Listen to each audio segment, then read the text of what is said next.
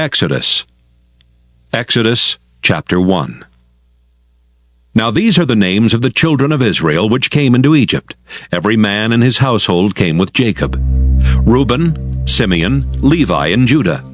Issachar, Zebulun, and Benjamin. Dan and Naphtali, Gad and Asher. And all the souls that came out of the loins of Jacob were 70 souls, for Joseph was in Egypt already. And Joseph died, and all his brethren, and all that generation. And the children of Israel were fruitful, and increased abundantly, and multiplied, and waxed exceedingly mighty, and the land was filled with them. Now there arose up a new king over Egypt, which knew not Joseph. And he said unto his people, Behold, the people of the children of Israel are more and mightier than we. Come on, let us deal wisely with them, lest they multiply, and it come to pass that when there falleth out any war, they join also unto our enemies, and fight against us, and so get them up out of the land. Therefore they did set over them taskmasters to afflict them with their burdens, and they built for Pharaoh treasure cities, Pithom and Raamses. But the more they afflicted them, the more they multiplied and grew, and they were grieved because of the children of Israel. And the Egyptians made the children of Israel to serve with rigor. And they made their lives bitter with hard bondage, in mortar and in brick, and in all manner of service in the field.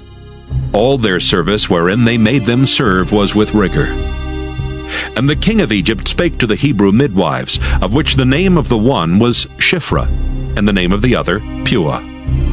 And he said, When ye do the office of a midwife to the Hebrew women, and see them upon the stools, if it be a son, then ye shall kill him. But if it be a daughter, then she shall live.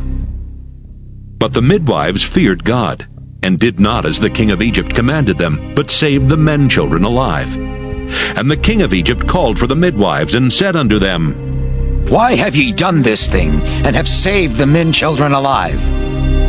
And the midwives said unto Pharaoh, Because the Hebrew women are not as the Egyptian women, for they are lively, and are delivered ere the midwives come in unto them. Therefore God dealt well with the midwives, and the people multiplied and waxed very mighty. And it came to pass, because the midwives feared God, that he made them houses. And Pharaoh charged all his people, saying, Every son that is born ye shall cast into the river, and every daughter ye shall save alive. Exodus chapter 2. And there went a man of the house of Levi, and took to wife a daughter of Levi. And the woman conceived and bare a son, and when she saw him that he was a goodly child, she hid him 3 months.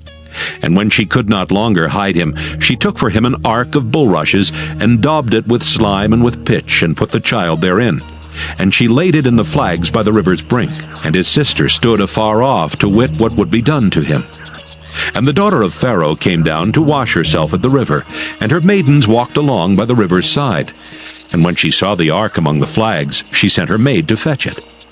And when she had opened it, she saw the child, and behold, the babe wept. And she had compassion on him, and said, This is one of the Hebrews' children. Then said his sister to Pharaoh's daughter, Shall I go and call to thee a nurse of the Hebrew woman, that she may nurse the child for thee? And Pharaoh's daughter said to her, Go. And the maid went and called the child's mother. And Pharaoh's daughter said unto her, Take this child away and nurse it for me, and I will give thee thy wages. And the woman took the child and nursed it. And the child grew, and she brought him unto Pharaoh's daughter, and he became her son. And she called his name Moses. And she said, Because I drew him out of the water. And it came to pass in those days when Moses was grown, that he went out unto his brethren, and looked on their burdens. And he spied an Egyptian smiting an Hebrew, one of his brethren. And he looked this way and that way, and when he saw that there was no man, he slew the Egyptian, and hid him in the sand. And when he went out the second day, behold, 2 men of the Hebrews strove together. And he said to him that did the wrong, Wherefore smitest thou thy fellow? And he said, Who made thee a prince and a judge over us?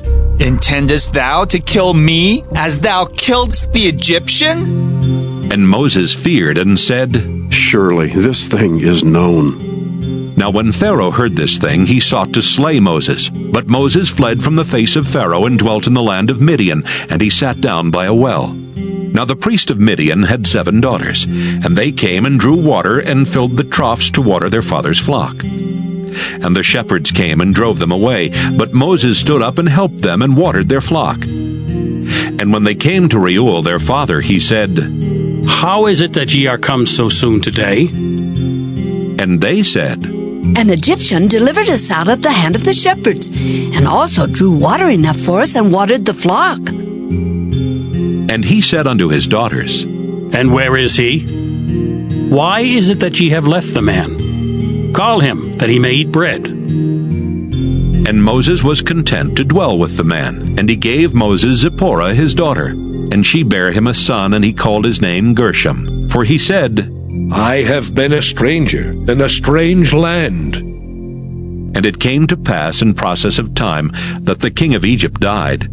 And the children of Israel sighed by reason of the bondage, and they cried, and their cry came up unto God by reason of the bondage. And God heard their groaning, and God remembered his covenant with Abraham, with Isaac, and with Jacob. And God looked upon the children of Israel, and God had respect unto them. Exodus chapter 3. Now Moses kept the flock of Jethro his father-in-law, the priest of Midian, and he led the flock to the backside of the desert, and came to the mountain of God, even to Horeb. And the angel of the Lord appeared unto him in a flame of fire out of the midst of a bush. And he looked, and behold, the bush burned with fire, and the bush was not consumed.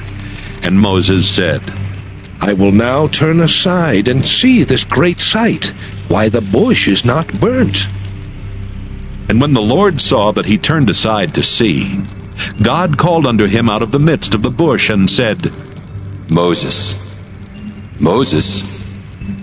And he said, Here am I. And he said, Draw not nigh hither. Put off thy shoes from off thy feet, for the place whereon thou standest is holy ground. Moreover he said, I am the God of thy father, the God of Abraham, the God of Isaac, and the God of Jacob. And Moses hid his face, for he was afraid to look upon God. And the Lord said, I have surely seen the affliction of my people which are in Egypt, and have heard their cry by reason of their taskmasters, for I know their sorrows. And I am come down to deliver them out of the hand of the Egyptians, and to bring them up out of that land unto a good land and a large, unto a land flowing with milk and honey, unto the place of the Canaanites, and the Hittites, and the Amorites, and the Perizzites, and the Hivites, and the Jebusites. Now therefore, behold, the cry of the children of Israel is come unto me, and I have also seen the oppression wherewith the Egyptians oppress them. Come now therefore, and I will send thee unto Pharaoh, that thou mayest bring forth my people, the children of Israel, out of Egypt. And Moses said unto God, Who am I, that I should go unto Pharaoh, and that I should bring forth the children of Israel out of Egypt? And he said, Certainly I will be with thee, and this shall be a token unto thee that I have sent thee. When thou hast brought forth the people out of Egypt, ye shall serve God upon this mountain. And Moses said unto God, Behold, when I come unto the children of Israel, and shall say unto them, The God of your fathers hath sent me unto you, and they shall say to me, What is his name? What shall I say unto them? And God said unto Moses, I am that I am. And he said, Thus shalt thou say unto the children of Israel, I am hath sent me unto you.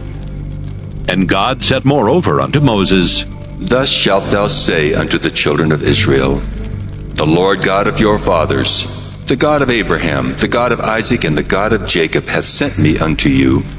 This is my name forever, and this is my memorial unto all generations.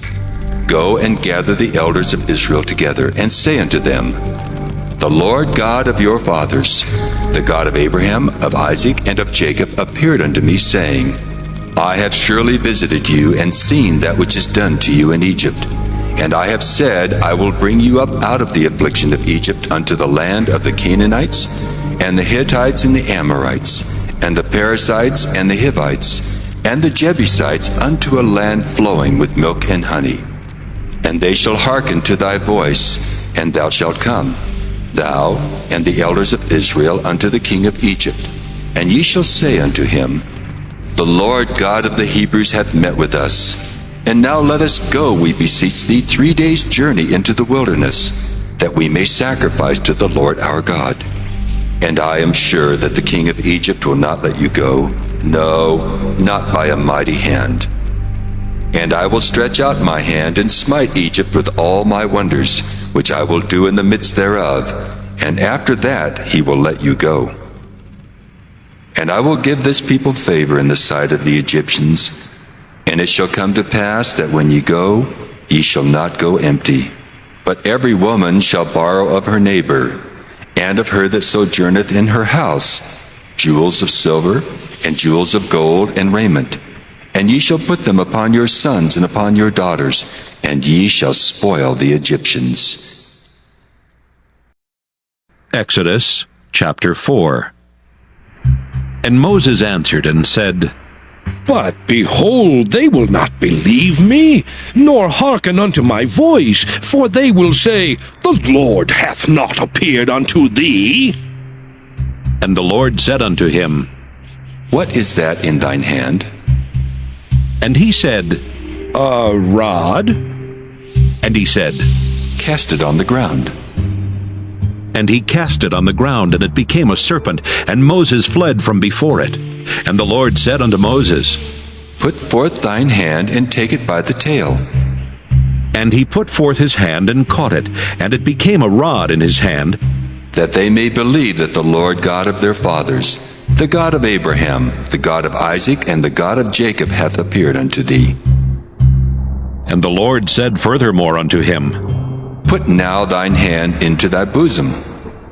And he put his hand into his bosom, and when he took it out, behold, his hand was leprous as snow. And he said, Put thine hand into thy bosom again. And he put his hand into his bosom again, and plucked it out of his bosom, and behold, it was turned again as his other flesh. And it shall come to pass, if they will not believe thee, neither hearken to the voice of the first sign, that they will believe the voice of the latter sign. And it shall come to pass, if they will not believe also these 2 signs, neither hearken unto thy voice, that thou shalt take of the water of the river, and pour it upon the dry land. And the water which thou takest out of the river shall become blood upon the dry land. And Moses said unto the Lord, O my Lord, I am not eloquent, neither heretofore nor since thou hast spoken unto thy servant, but I am slow of speech, and of a slow tongue. And the Lord said unto him, Who hath made man's mouth? Or who maketh the dumb, or deaf, or the seeing, or the blind? Have not I the Lord? Now therefore go, and I will be with thy mouth, and teach thee what thou shalt say. And he said, O my Lord, send, I pray thee, by the hand of him whom thou wilt send. And the anger of the Lord was kindled against Moses, and he said, Is not Aaron the Levite thy brother? I know that he can speak well. And also, behold, he cometh forth to meet thee. And when he seeth thee, he will be glad in his heart. And thou shalt speak unto him, and put words in his mouth. And I will be with thy mouth, and with his mouth, and will teach you what ye shall do. And he shall be thy spokesman unto the people. And he shall be, even he shall be to thee instead of a mouth, and thou shalt be to him instead of God. And thou shalt take this rod in thine hand, wherewith thou shalt do signs.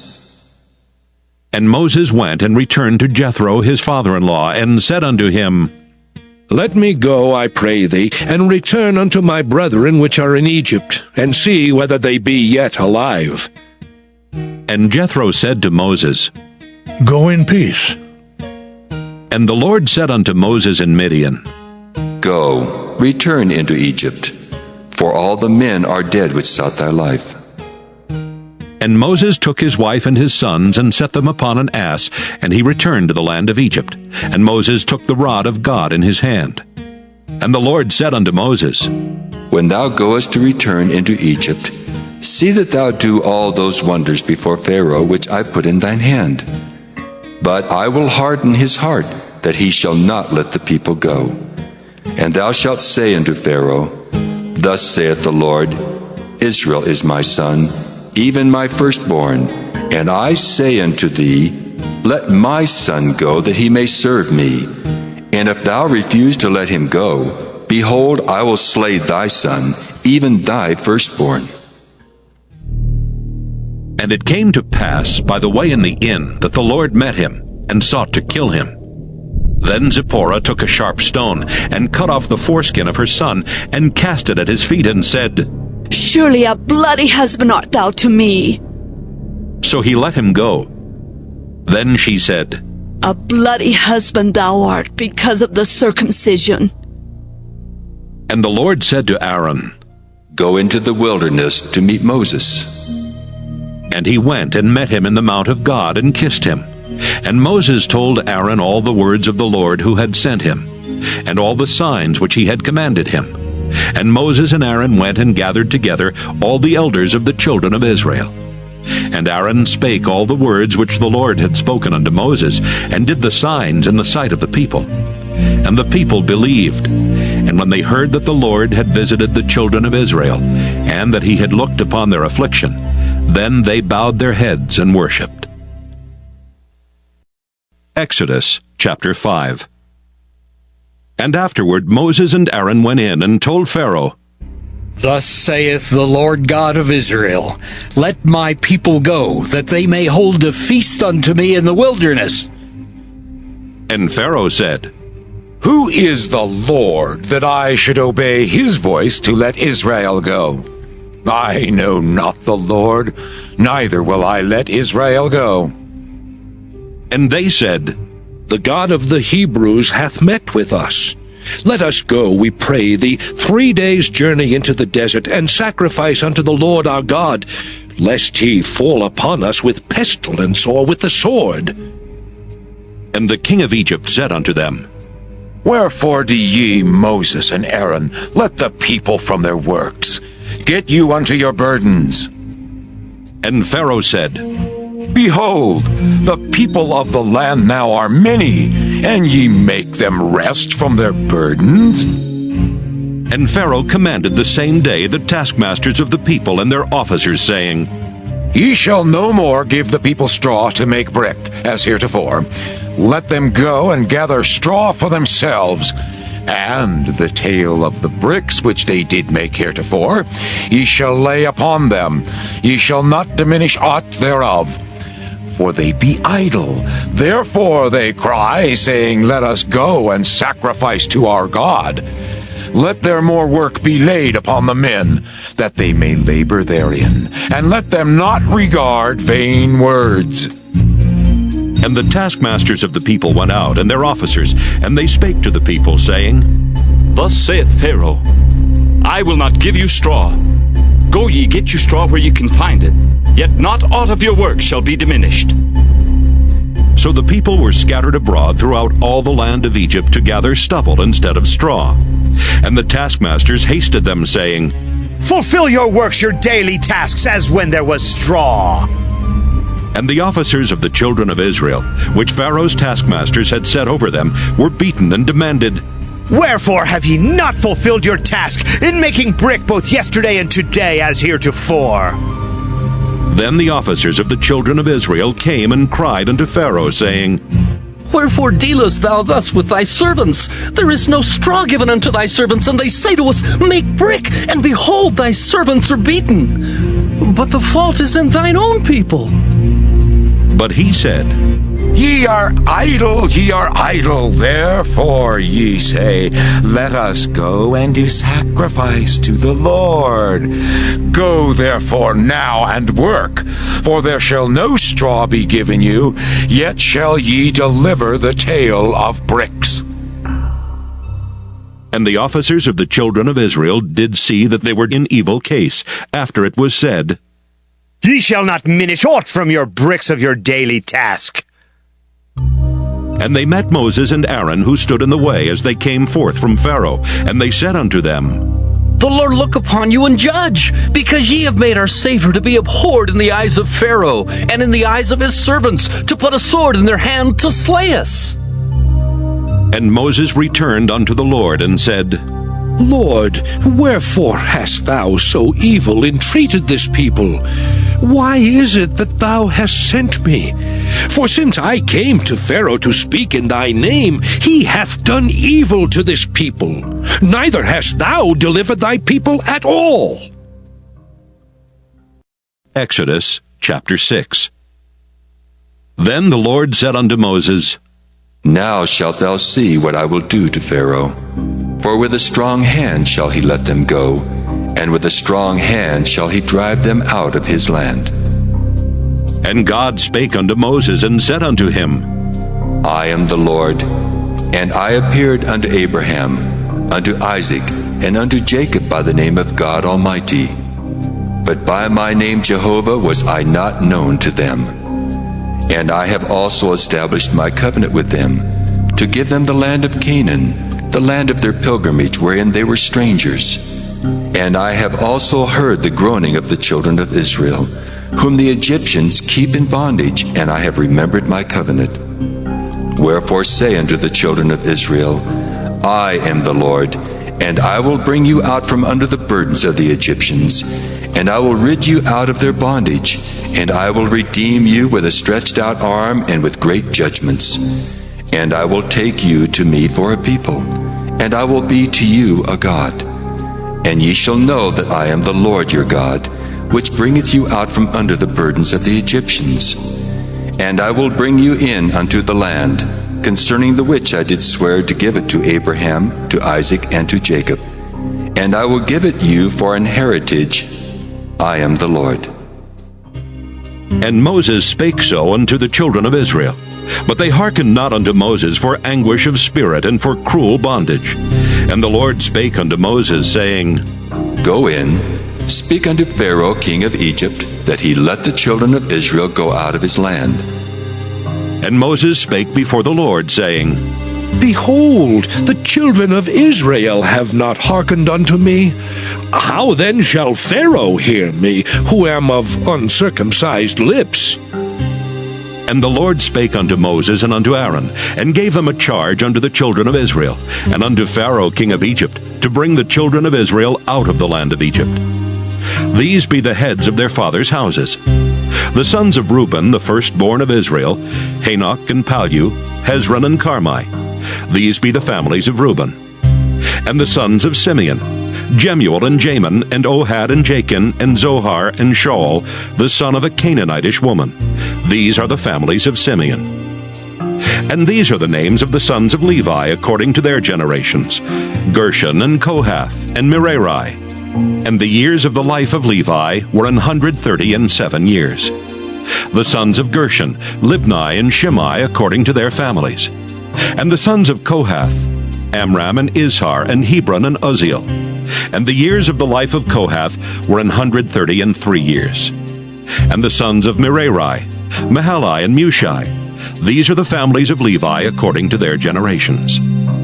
And Amram took him Jochebed, his father's sister, to wife, and she bare him Aaron and Moses. And the years of the life of Amram were 137 years. And the sons of Izhar, Korah and Nepheg and Zichri. And the sons of Uzziel, Mishael and Elzaphan and Zithri. And Aaron took him Elisheba, daughter of Amminadab, sister of Naashon, to wife, and she bare him Nadab and Abihu, Eleazar and Ithamar. And the sons of Korah, Asher and Elkanah, and Abisaph. These are the families of the Korhites. And Eleazar, Aaron's son, took him one of the daughters of Putiel to wife, and she bare him Phinehas. These are the heads of the fathers of the Levites according to their families. These are that Aaron and Moses, to whom the Lord said, Bring out the children of Israel from the land of Egypt, according to their armies. These are they which spake to Pharaoh king of Egypt, to bring out the children of Israel from Egypt. These are that Moses and Aaron. And it came to pass on the day when the Lord spake unto Moses in the land of Egypt, that the Lord spake unto Moses, saying, I am the Lord. Speak thou unto Pharaoh king of Egypt all that I say unto thee. And Moses said before the Lord, Lord, behold, I am of uncircumcised lips, and how shall Pharaoh hearken unto me? Exodus chapter 7. And the Lord said unto Moses, See, I have made thee a god to Pharaoh, and Aaron thy brother shall be thy prophet. Thou shalt speak all that I command thee, and Aaron thy brother shall speak unto Pharaoh, that he send the children of Israel out of his land. And I will harden Pharaoh's heart, and multiply my signs and my wonders in the land of Egypt. But Pharaoh shall not hearken unto you, that I may lay my hand upon Egypt, and bring forth mine armies, and my people the children of Israel out of the land of Egypt by great judgments. And the Egyptians shall know that I am the Lord, when I stretch forth mine hand upon Egypt, and bring out the children of Israel from among them. And Moses and Aaron did as the Lord commanded them, so did they. And Moses was 80 years old, and Aaron 83 years old, when they spake unto Pharaoh. And the Lord spake unto Moses and unto Aaron, saying, When Pharaoh shall speak unto you, saying, Show a miracle for you, then thou shalt say unto Aaron, Take thy rod and cast it before Pharaoh, and it shall become a serpent. And Moses and Aaron went in unto Pharaoh, and they did so as the Lord had commanded. And Aaron cast down his rod before Pharaoh and before his servants, and it became a serpent. Then Pharaoh also called the wise men and the sorcerers. Now the magicians of Egypt, they also did in like manner with their enchantments. For they cast down every man his rod, and they became serpents. But Aaron's rod swallowed up their rods. And he hardened Pharaoh's heart, that he hearkened not unto them, as the Lord had said. And the Lord said unto Moses, Pharaoh's heart is hardened, he refuseth to let the people go. Get thee unto Pharaoh in the morning. Lo, he goeth out unto the water, and thou shalt stand by the river's brink against he come. And the rod which was turned to a serpent shalt thou take in thine hand, and thou shalt say unto him, The Lord God of the Hebrews hath sent me unto thee, saying, Let my people go, that they may serve me in the wilderness. And behold, hitherto thou wouldst not hear. Thus saith the Lord, In this thou shalt know that I am the Lord. Behold, I will smite with the rod that is in mine hand upon the waters which are in the river, and they shall be turned to blood. And the fish that is in the river shall die, and the river shall stink, and the Egyptians shall loathe to drink of the water of the river. And the Lord spake unto Moses, Say unto Aaron, Take thy rod and stretch out thine hand upon the waters of Egypt, upon their streams, upon their rivers, and upon their ponds, and upon all their pools of water, that they may become blood, and that there may be blood throughout all the land of Egypt, both in vessels of wood and in vessels of stone.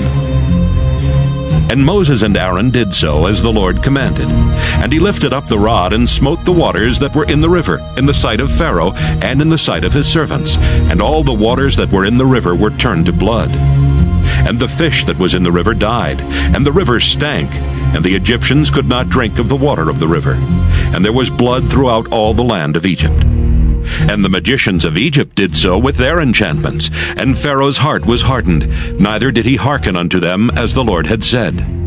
And Pharaoh turned and went into his house, neither did he set his heart to this also. And all the Egyptians digged round about the river for water to drink, for they could not drink of the water of the river. And 7 days were fulfilled after that the Lord had smitten the river. Exodus chapter 8. And the Lord spake unto Moses, Go unto Pharaoh, and say unto him, Thus saith the Lord, Let my people go, that they may serve me. And if thou refuse to let them go, behold, I will smite all thy borders with frogs. And the river shall bring forth frogs abundantly, which shall go up and come into thine house, and into thy bedchamber, and upon thy bed, and into the house of thy servants, and upon thy people, and into thine ovens, and into thy kneading troughs. And the frogs shall come up both on thee, and upon thy people, and upon all thy servants. And the Lord spake unto Moses, Say unto Aaron, Stretch forth thine hand with thy rod over the streams, over the rivers and over the ponds, and cause frogs to come up upon the land of Egypt. And Aaron stretched out his hand over the waters of Egypt, and the frogs came up and covered the land of Egypt. And the magicians did so with their enchantments, and brought up frogs upon the land of Egypt. Then Pharaoh called for Moses and Aaron, and said, Entreat the Lord that he may take away the frogs from me and from my people, and I will let the people go, that they may do sacrifice unto the Lord. And Moses said unto Pharaoh, Glory over me! When shall I entreat for thee, and for thy servants, and for thy people, to destroy the frogs from thee and thy houses, that they may remain in the river only? And he said, Tomorrow. And he said, Be it according to thy word, that thou mayest know that there is none like unto the Lord our God. And the frogs shall depart from thee, and from thy houses, and from thy servants, and from thy people. They shall remain in the river only. And Moses and Aaron went out from Pharaoh. And Moses cried unto the Lord because of the frogs which he had brought against Pharaoh. And the Lord did according to the word of Moses, and the frogs died out of the houses, out of the villages, and out of the fields. And they gathered them together upon heaps, and the land stank. But when Pharaoh saw that there was respite, he hardened his heart, and hearkened not unto them, as the Lord had said. And the Lord said unto Moses, Say unto Aaron, Stretch out thy rod, and smite the dust of the land, that it may become lice throughout all the land of Egypt. And they did so. For Aaron stretched out his hand with his rod, and smote the dust of the earth, and it became lice in man and in beast. All the dust of the land became lice throughout all the land of Egypt. And the magicians did so with their enchantments to bring forth lice, but they could not. So there were lice upon man and upon beast. Then the magician said unto Pharaoh, This is the finger of God. And Pharaoh's heart was hardened, and he hearkened not unto them, as the Lord had said. And the Lord said unto Moses, Rise up early in the morning, and stand before Pharaoh. Lo, he cometh forth to the water, and say unto him, Thus saith the Lord, Let my people go, that they may serve me. Else, if thou wilt not let my people go, behold, I will send swarms of flies upon thee, and upon thy servants, and upon thy people, and into thy houses. And the houses of the Egyptians shall be full of swarms of flies, and also the ground whereon they are. And I will sever in that day the land of Goshen, in which my people dwell, that no swarms of flies shall be there. To the end thou mayest know that I am the Lord in the midst of the earth, and I will put a division between my people and thy people. Tomorrow shall this sign be.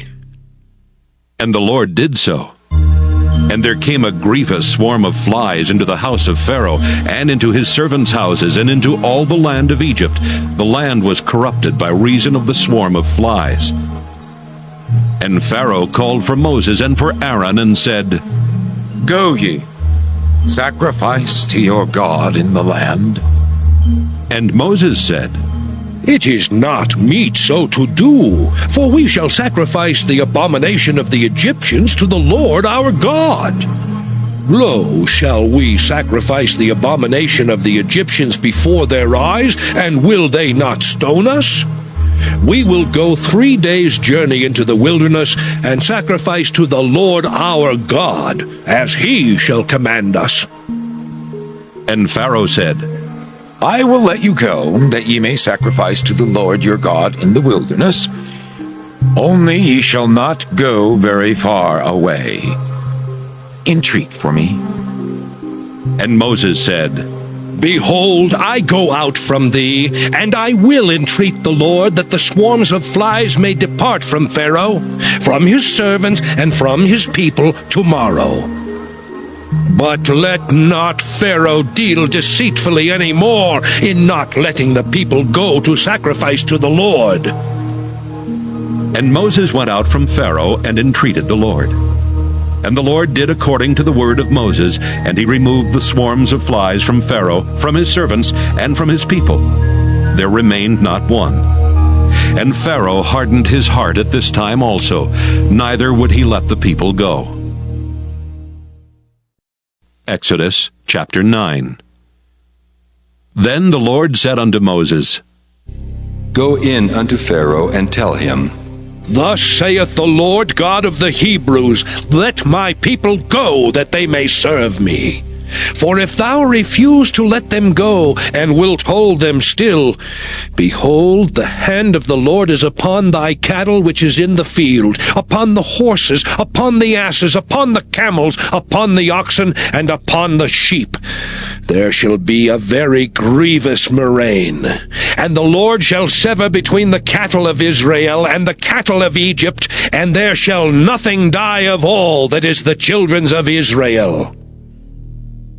And the Lord appointed a set time, saying, Tomorrow the Lord shall do this thing in the land. And the Lord did that thing on the morrow, and all the cattle of Egypt died. But of the cattle of the children of Israel died not one. And Pharaoh sent, and behold, there was not one of the cattle of the Israelites dead. And the heart of Pharaoh was hardened, and he did not let the people go. And the Lord said unto Moses and unto Aaron, Take to you handfuls of ashes of the furnace, and let Moses sprinkle it toward the heaven in the sight of Pharaoh. And it shall become small dust in all the land of Egypt, and shall be a boil breaking forth with blains upon man and upon beast throughout all the land of Egypt. And they took ashes of the furnace and stood before Pharaoh. And Moses sprinkled it up toward heaven, and it became a boil breaking forth with blains upon man and upon beast. And the magicians could not stand before Moses because of the boils, for the boil was upon the magicians and upon all the Egyptians. And the Lord hardened the heart of Pharaoh, and he hearkened not unto them, as the Lord had spoken unto Moses. And the Lord said unto Moses, Rise up early in the morning, and stand before Pharaoh, and say unto him, Thus saith the Lord God of the Hebrews, Let my people go, that they may serve me. For I will at this time send all my plagues upon thine heart, and upon thy servants, and upon thy people, that thou mayest know that there is none like me in all the earth. For now I will stretch out my hand, that I may smite thee and thy people with pestilence, and thou shalt be cut off from the earth. And in very deed for this cause have I raised thee up, for to show in thee my power, and that my name may be declared throughout all the earth. As yet exaltest thou thyself against my people, that thou wilt not let them go? Behold, tomorrow, about this time, I will cause it to rain a very grievous hail, such as hath not been in Egypt since the foundation thereof, even until now. Send therefore now, and gather thy cattle, and all that thou hast in the field. For upon every man and beast which shall be found in the field, and shall not be brought home, the hail shall come down upon them, and they shall die. He that feared the word of the Lord among the servants of Pharaoh made his servants and his cattle flee into the houses. And he that regarded not the word of the Lord left his servants and his cattle in the field. And the Lord said unto Moses, Stretch forth thine hand toward heaven, that there may be hail in all the land of Egypt upon man and upon beast, and upon every herb of the field throughout the land of Egypt. And Moses stretched forth his rod toward heaven, and the Lord sent thunder and hail, and the fire ran along upon the ground. And the Lord rained hail upon the land of Egypt. So there was hail and fire mingled with the hail, very grievous, such as there was none like it in all the land of Egypt since it became a nation. And the hail smote throughout all the land of Egypt all that was in the field, both man and beast. And the hail smote every herb of the field, and brake every tree of the field. Only in the land of Goshen, where the children of Israel were, was there no hail. And Pharaoh sent and called for Moses and Aaron, and said unto them, I have sinned this time. The Lord is righteous, and I and my people are wicked.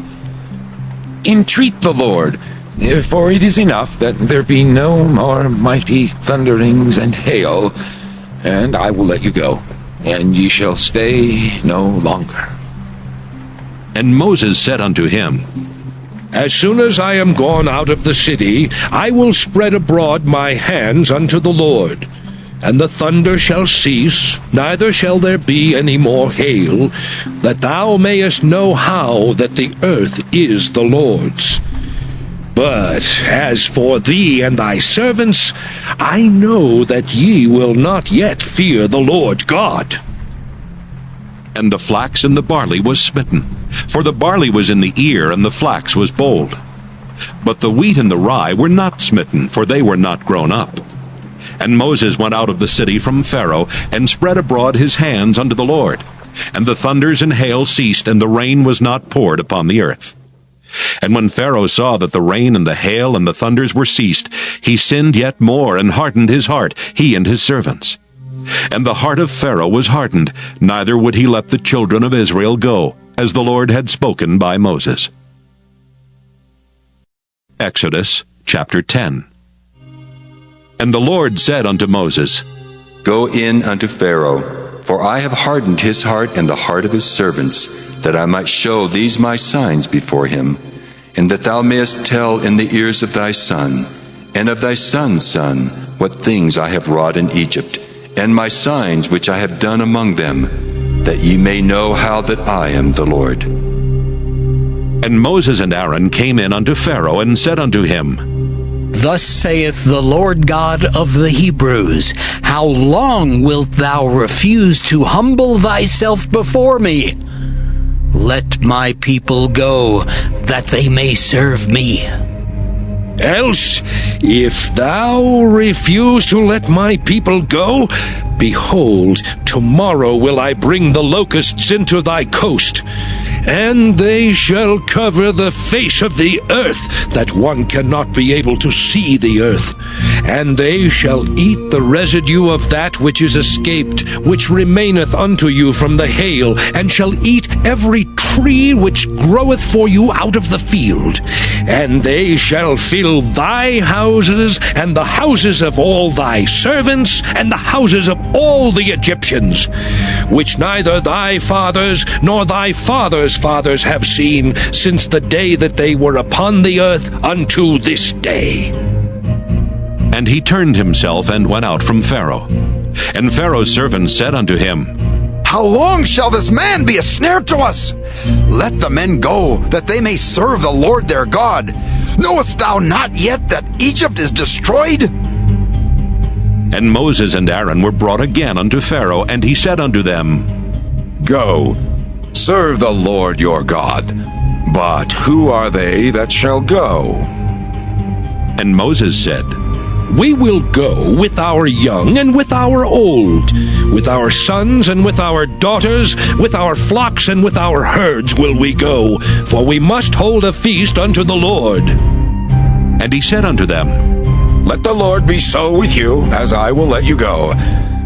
And your little ones, look to it, for evil is before you. Not so. Go now, ye that are men, and serve the Lord, for that ye did desire.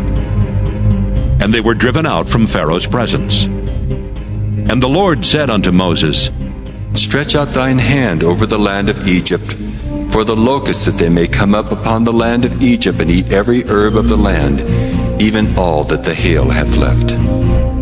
And Moses stretched forth his rod over the land of Egypt, and And the Lord brought an east wind upon the land all that day and all that night. And when it was morning, the east wind brought the locusts. And the locusts went up over all the land of Egypt, and rested in all the coasts of Egypt. Very grievous were they. Before them there were no such locusts as they, neither after them shall be such. For they covered the face of the whole earth, so that the land was darkened. And they did eat every herb of the land, and all the fruit of the trees which the hail had left. And there remained not any green thing in the trees, or in the herbs of the field, through all the land of Egypt. Then Pharaoh called for Moses and Aaron in haste, and he said, I have sinned against the Lord your God and against you. Now therefore forgive, I pray thee, my sin only this once, and entreat the Lord your God that he may take away from me this death only. And he went out from Pharaoh and entreated the Lord. And the Lord turned a mighty strong west wind, which took away the locusts and cast them into the Red Sea. There remained not one locust in all the coasts of Egypt. But the Lord hardened Pharaoh's heart, so that he would not let the children of Israel go. And the Lord said unto Moses, Stretch out thine hand toward heaven, that there may be darkness over the land of Egypt, even darkness which may be felt. And Moses stretched forth his hand toward heaven, and there was a thick darkness in all the land of Egypt 3 days. They saw not one another, neither rose any from his place for 3 days. But all the children of Israel had light in their dwellings. And Pharaoh called unto Moses and said, Go ye, serve the Lord, only let your flocks and your herds be stayed. Let your little ones also go with you. And Moses said, Thou must give us also sacrifices and burnt offerings, that we may sacrifice unto the Lord our God. Our cattle also shall go with us. There shall not an hoof be left behind. For thereof must we take to serve the Lord our God. And we know not with what we must serve the Lord until we come thither. But the Lord hardened Pharaoh's heart, and he would not let them go. And Pharaoh said unto him, Get thee from me! Take heed to thyself, see my face no more, for in that day thou seest my face, thou shalt die. And Moses said, Thou hast spoken well. I will see thy face again no more. Exodus chapter 11. And the Lord said unto Moses, Yet will I bring one plague more upon Pharaoh and upon Egypt. Afterwards he will let you go hence. When he shall let you go, he shall surely thrust you out hence altogether. Speak now in the ears of the people, and let every man borrow of his neighbor, and every woman of her neighbor, jewels of silver and jewels of gold. And the Lord gave the people favor in the sight of the Egyptians. Moreover, the man Moses was very great in the land of Egypt, in the sight of Pharaoh's servants, and in the sight of the people. And Moses said, Thus saith the Lord, About midnight will I go out into the midst of Egypt, and all the firstborn in the land of Egypt shall die, from the firstborn of Pharaoh that sitteth upon his throne, even unto the firstborn of the maidservant that is behind the mill, and all the firstborn of beasts. And there shall be a great cry throughout all the land of Egypt, such as there was none like it, nor shall be like it any more. But against any of the children of Israel shall not a dog move his tongue, against man or beast, that ye may know how that the Lord doth put a difference between the Egyptians and Israel. And all these thy servants shall come down unto me, and bow down themselves unto me, saying, Get thee out, and all the people that follow thee. And after that I will go out. And he went out from Pharaoh in a great anger. And the Lord said unto Moses, Pharaoh shall not hearken unto you, that my wonders may be multiplied in the land of Egypt. And Moses and Aaron did all these wonders before Pharaoh. And the Lord hardened Pharaoh's heart, so that he would not let the children of Israel go out of his land. Exodus chapter 12. And the Lord spake unto Moses and Aaron in the land of Egypt, saying, This month shall be unto you the beginning of months. It shall be the first month of the year to you. Speak ye unto all the congregation of Israel, saying, In the 10th day of this month they shall take to them every man a lamb, according to the house of their fathers, a lamb for an house. And if the household be too little for the lamb, let him and his neighbor next unto his house take it according to the number of the souls. Every man according to his eating shall make your count for the lamb. Your lamb shall be without blemish, a male of the first year. Ye shall take it out from the sheep or from the goats, and ye shall keep it up until the 14th day of the same month. And the whole assembly of the congregation of Israel shall kill it in the evening. And they shall take of the blood, and strike it on the 2 side posts and on the upper doorpost of the houses wherein they shall eat it.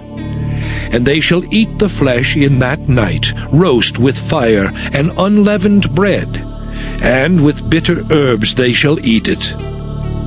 Eat not of it raw, nor sodden at all with water, but roast with fire, his head with his legs, and with the purtenance thereof.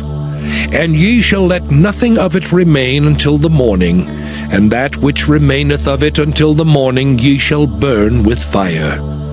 And thus shall ye eat it with your loins girded, your shoes on your feet, and your staff in your hand. And ye shall eat it in haste. It is the Lord's Passover. For I will pass through the land of Egypt this night, and will smite all the firstborn in the land of Egypt, both man and beast. And against all the gods of Egypt I will execute judgment. I am the Lord. And the blood shall be to you for a token upon the houses where ye are.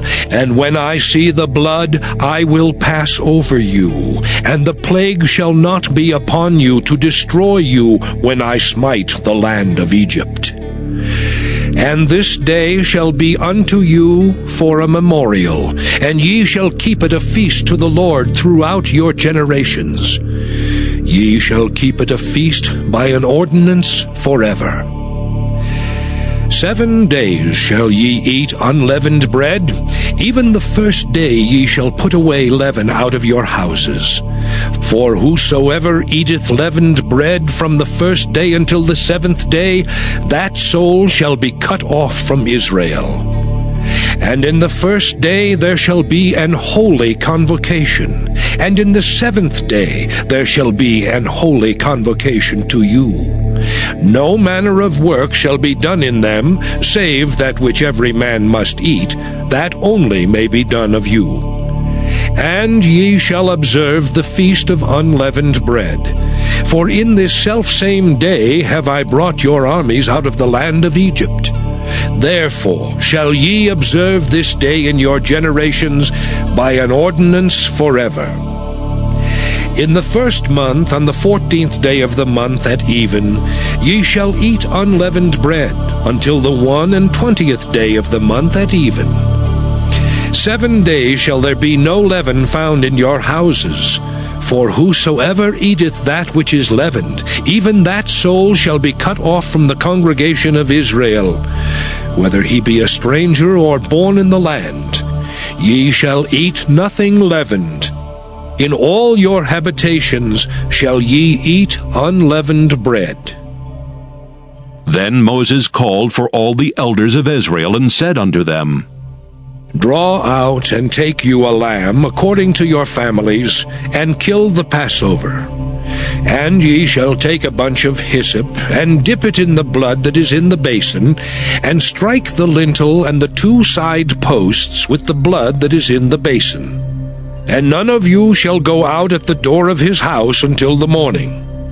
For the Lord will pass through to smite the Egyptians, and when he seeth the blood upon the lintel and on the 2 side posts, the Lord will pass over the door, and will not suffer the destroyer to come in unto your houses to smite you. And ye shall observe this thing for an ordinance to thee and to thy sons forever. And it shall come to pass, when ye be come to the land which the Lord will give you, according as he hath promised, that ye shall keep this service. And it shall come to pass, when your children shall say unto you, What mean ye by this service? That ye shall say, It is the sacrifice of the Lord's Passover, who passed over the houses of the children of Israel in Egypt, when he smote the Egyptians and delivered our houses. And the people bowed the head and worshipped. And the children of Israel went away and did as the Lord had commanded Moses and Aaron, so did they. And it came to pass that at midnight the Lord smote all the firstborn in the land of Egypt, from the firstborn of Pharaoh that sat on his throne unto the firstborn of the captive that was in the dungeon, and all the firstborn of cattle. And Pharaoh rose up in the night, he and all his servants and all the Egyptians. And there was a great cry in Egypt, for there was not a house where there was not one dead. And he called for Moses and Aaron by night and said, Rise up, and get you forth from among my people, both ye and the children of Israel, and go, serve the Lord as ye have said. Also take your flocks and your herds as ye have said, and be gone. And bless me also. And the Egyptians were urgent upon the people, that they might send them out of the land in haste, for they said, We be all dead men! And the people took their dough before it was leavened, their kneading troughs being bound up in their clothes upon their shoulders. And the children of Israel did according to the word of Moses. And they borrowed of the Egyptians jewels of silver and jewels of gold and raiment. And the Lord gave the people favor in the sight of the Egyptians, so that they lent unto them such things as they required, and they spoiled the Egyptians. And the children of Israel journeyed from Ramesses to Succoth, about 600,000 on foot that were men beside children. And a mixed multitude went up also with them, and flocks and herds, even very much cattle. And they baked unleavened cakes of the dough which they brought forth out of Egypt, for it was not leavened, because they were thrust out of Egypt and could not tarry, neither had they prepared for themselves any victual. Now the sojourning of the children of Israel who dwelt in Egypt was 430 years. And it came to pass at the end of the 430 years, even the selfsame day it came to pass, that all the hosts of the Lord went out from the land of Egypt. It is a night to be much observed unto the Lord for bringing them out from the land of Egypt.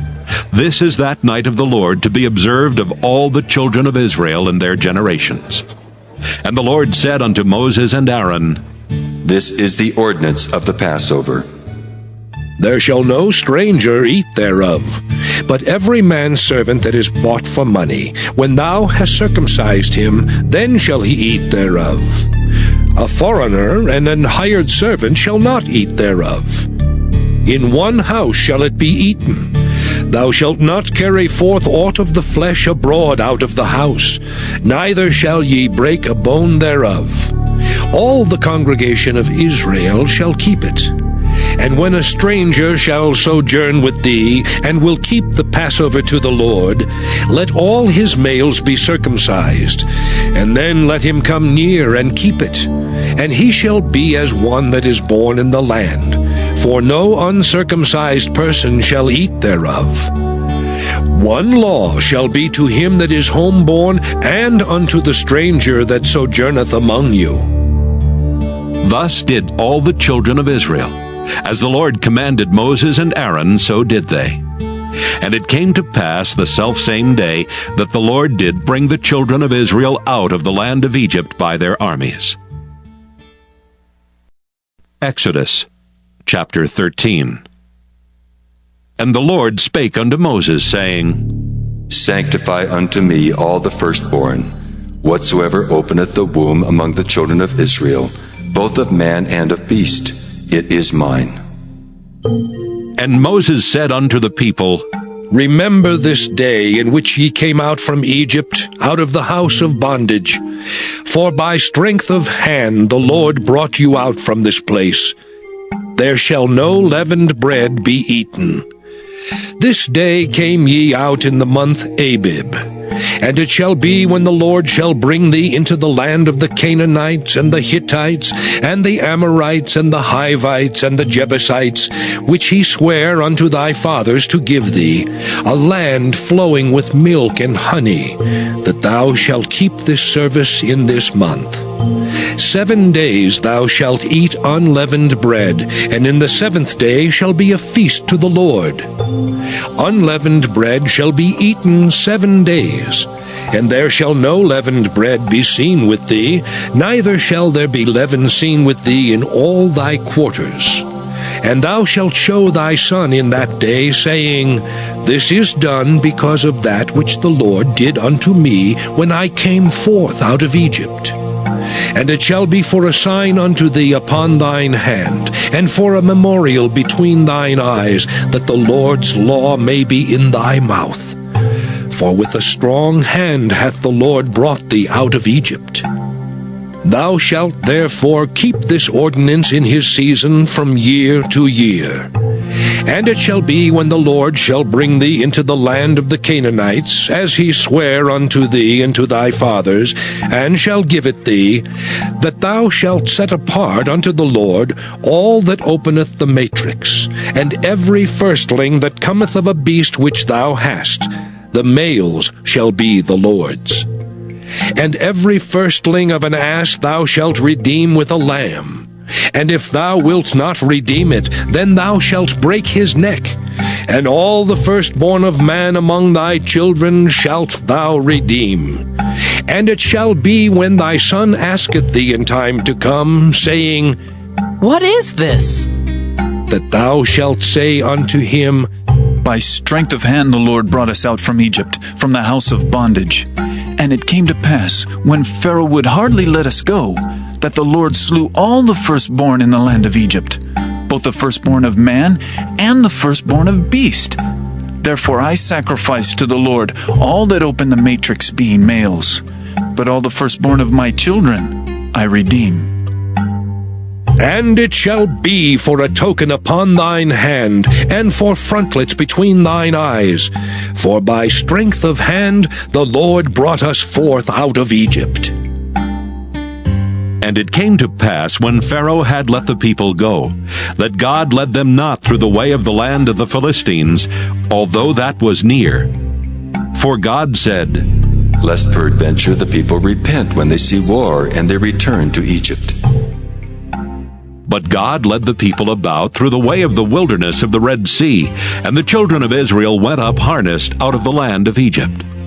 And Moses took the bones of Joseph with him, for he had straitly sworn the children of Israel, saying, God will surely visit you, and ye shall carry up my bones away hence with you. And they took their journey from Succoth, and encamped in Etham in the edge of the wilderness. And the Lord went before them by day in a pillar of a cloud to lead them the way, and by night in a pillar of fire to give them light, to go by day and night.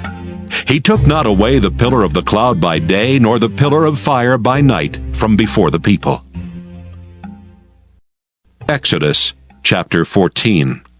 And the Lord spake unto Moses, saying, Speak unto the children of Israel, that they turn and encamp before Pi-hahiroth, between Migdol and the sea, over against Baal-zephon. Before it shall ye encamp by the sea. For Pharaoh will say of the children of Israel, They are entangled in the land, the wilderness hath shut them in. And I will harden Pharaoh's heart, that he shall follow after them.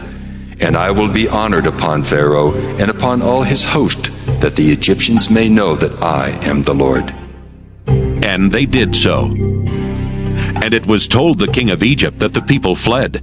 And the heart of Pharaoh and of his servants was turned against the people, and they said, Why have we done this, that we have let Israel go from serving us? And he made ready his chariot, and took his people with him. And he took 600 chosen chariots, and all the chariots of Egypt, and captains over every one of them. And the Lord hardened the heart of Pharaoh king of Egypt, and he pursued after the children of Israel. And the children of Israel went out with an high hand. But the Egyptians pursued after them, all the horses and chariots of Pharaoh and his horsemen and his army, and overtook them encamping by the sea, beside Pi-hahiroth, before Baal-zephon. And when Pharaoh drew nigh, the children of Israel lifted up their eyes, and behold, the Egyptians marched after them. And they were sore afraid. And the children of Israel cried out unto the Lord. And they said unto Moses, Because there were no graves in Egypt, hast thou taken us away to die in the wilderness? Wherefore hast thou dealt thus with us, to carry us forth out of Egypt? Is not this the word that we did tell thee in Egypt, saying, Let us alone, that we may serve the Egyptians? For it had been better for us to serve the Egyptians, than that we should die in the wilderness. And Moses said unto the people, Fear ye not. Stand still and see the salvation of the Lord, which he will show to you today. For the Egyptians whom ye have seen today, ye shall see them again no more forever. The Lord shall fight for you, and ye shall hold your peace. And the Lord said unto Moses, Wherefore criest thou unto me? Speak unto the children of Israel that they go forward. But lift thou up thy rod, and stretch out thine hand over the sea, and divide it. And the children of Israel shall go on dry ground through the midst of the sea. And I, behold, I will harden the hearts of the Egyptians, and they shall follow them. And I will get me honor upon Pharaoh, and upon all his host, upon his chariots, and upon his horsemen. And the Egyptians shall know that I am the Lord, when I have gotten me honor upon Pharaoh, upon his chariots, and upon his horsemen. And the angel of God, which went before the camp of Israel, removed and went behind them. And the pillar of the cloud went from before their face, and stood behind them. And it came between the camp of the Egyptians and the camp of Israel, and it was a cloud and darkness to them. But it gave light by night to these, so that the one came not near the other all the night. And Moses stretched out his hand over the sea, and the Lord caused the sea to go back by a strong east wind all that night, and made the sea dry land, and the waters were divided. And the children of Israel went into the midst of the sea upon the dry ground, and the waters were a wall unto them on their right hand and on their left. And the Egyptians pursued, and went in after them to the midst of the sea, even all Pharaoh's horses, his chariots, and his horsemen. And it came to pass that in the morning watch the Lord looked unto the host of the Egyptians through the pillar of fire and of the cloud, and troubled the host of the Egyptians, and took off their chariot wheels, that they drave them heavily. So that the Egyptians said, Let us flee from the face of Israel! For the Lord fighteth for them against the Egyptians. And the Lord said unto Moses, Stretch out thine hand over the sea, that the waters may come again upon the Egyptians, upon their chariots, and upon their horsemen. And Moses stretched forth his hand over the sea, and the sea returned to his strength when the morning appeared. And the Egyptians fled against it, and the Lord overthrew the Egyptians in the midst of the sea. And the waters returned and covered the chariots and the horsemen, and all the host of Pharaoh that came into the sea after them. There remained not so much as one of them. But the children of Israel walked upon dry land in the midst of the sea, and the waters were a wall unto them on their right hand and on their left. Thus the Lord saved Israel that day out of the hand of the Egyptians, and Israel saw the Egyptians dead upon the seashore. And Israel saw that great work which the Lord did upon the Egyptians, and the people feared the Lord, and believed the Lord and his servant Moses. Exodus chapter 15. Then sang Moses and the children of Israel this song unto the Lord, and spake, saying, I will sing unto the Lord, for he hath triumphed gloriously. The horse and his rider hath he thrown into the sea. The Lord is my strength and song, and he is become my salvation. He is my God, and I will prepare him an habitation, my father's God, and I will exalt him. The Lord is a man of war, the Lord is his name. Pharaoh's chariots and his host hath he cast into the sea. His chosen captains also are drowned in the Red Sea. The depths have covered them, they sank into the bottom as a stone. Thy right hand, O Lord, is become glorious in power. Thy right hand, O Lord, hath dashed in pieces the enemy. And in the greatness of thine excellency, thou hast overthrown them that rose up against thee. Thou sentest forth thy wrath, which consumed them as stubble. And with a blast of thy nostrils the waters were gathered together. The flood stood upright as an heap, and the depths were congealed in the heart of the sea. The enemy said, I will pursue, I will overtake, I will divide the spoil. My lust shall be satisfied upon them. I will draw my sword, my hand shall destroy them. Thou didst blow with thy wind, the sea covered them, they sank as lead in the mighty waters. Who is like unto thee, O Lord, among the gods? Who is like thee, glorious in holiness, fearful in praises, doing wonders? Thou stretchest out thy right hand, the earth swallowed them. Thou in thy mercy hast led forth the people which thou hast redeemed. Thou hast guided them in thy strength unto thy holy habitation. The people shall hear and be afraid. Sorrow shall take hold on the inhabitants of Palestina. Then the dukes of Edom shall be amazed. The mighty men of Moab, trembling, shall take hold upon them. All the inhabitants of Canaan shall melt away. Fear and dread shall fall upon them. By the greatness of thine arm, they shall be as still as a stone. Till thy people pass over, O Lord, till the people pass over which thou hast purchased. Thou shalt bring them in and plant them in the mountain of thine inheritance, in the place, O Lord, which thou hast made for thee to dwell in the sanctuary, O Lord, which thy hands have established. The Lord shall reign forever and ever. For the horse of Pharaoh went in with his chariots, and with his horsemen into the sea. And the Lord brought again the waters of the sea upon them. But the children of Israel went on dry land in the midst of the sea. And Miriam the prophetess, the sister of Aaron, took a timbrel in her hand. And all the women went out after her with timbrels and with dances. And Miriam answered them, Sing ye to the Lord, for he hath triumphed gloriously. The horse and his rider hath he thrown into the sea. So Moses brought Israel from the Red Sea, and they went out into the wilderness of Shur. And they went 3 days in the wilderness and found no water. And when they came to Marah, they could not drink of the waters of Marah, for they were bitter. Therefore the name of it was called Marah. And the people murmured against Moses, saying, What shall we drink?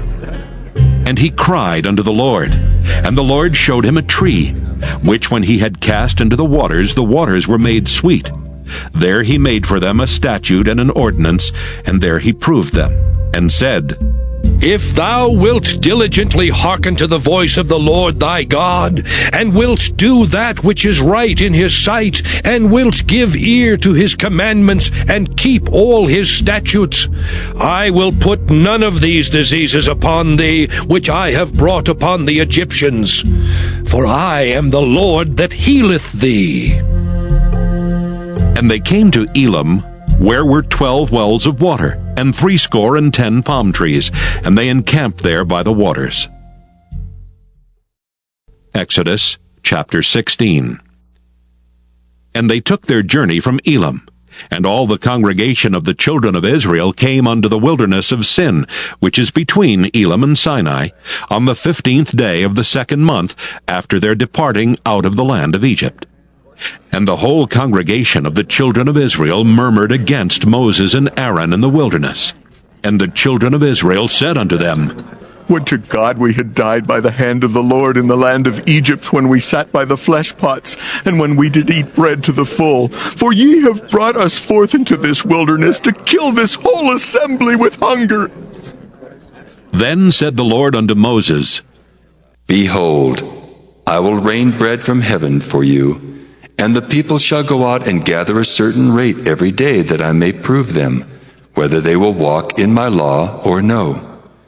And it shall come to pass that on the 6th day they shall prepare that which they bring in, and it shall be twice as much as they gather daily. And Moses and Aaron said unto all the children of Israel, At even then ye shall know that the Lord hath brought you out from the land of Egypt. And in the morning then ye shall see the glory of the Lord, for that he heareth your murmurings against the Lord. And what are we that ye murmur against us?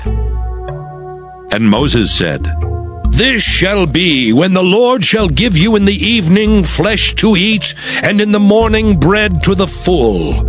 For that the Lord heareth your murmurings which ye murmur against him. And what are we? Your murmurings are not against us, but against the Lord. And Moses spake unto Aaron, Say unto all the congregation of the children of Israel, Come near before the Lord, for he hath heard your murmurings.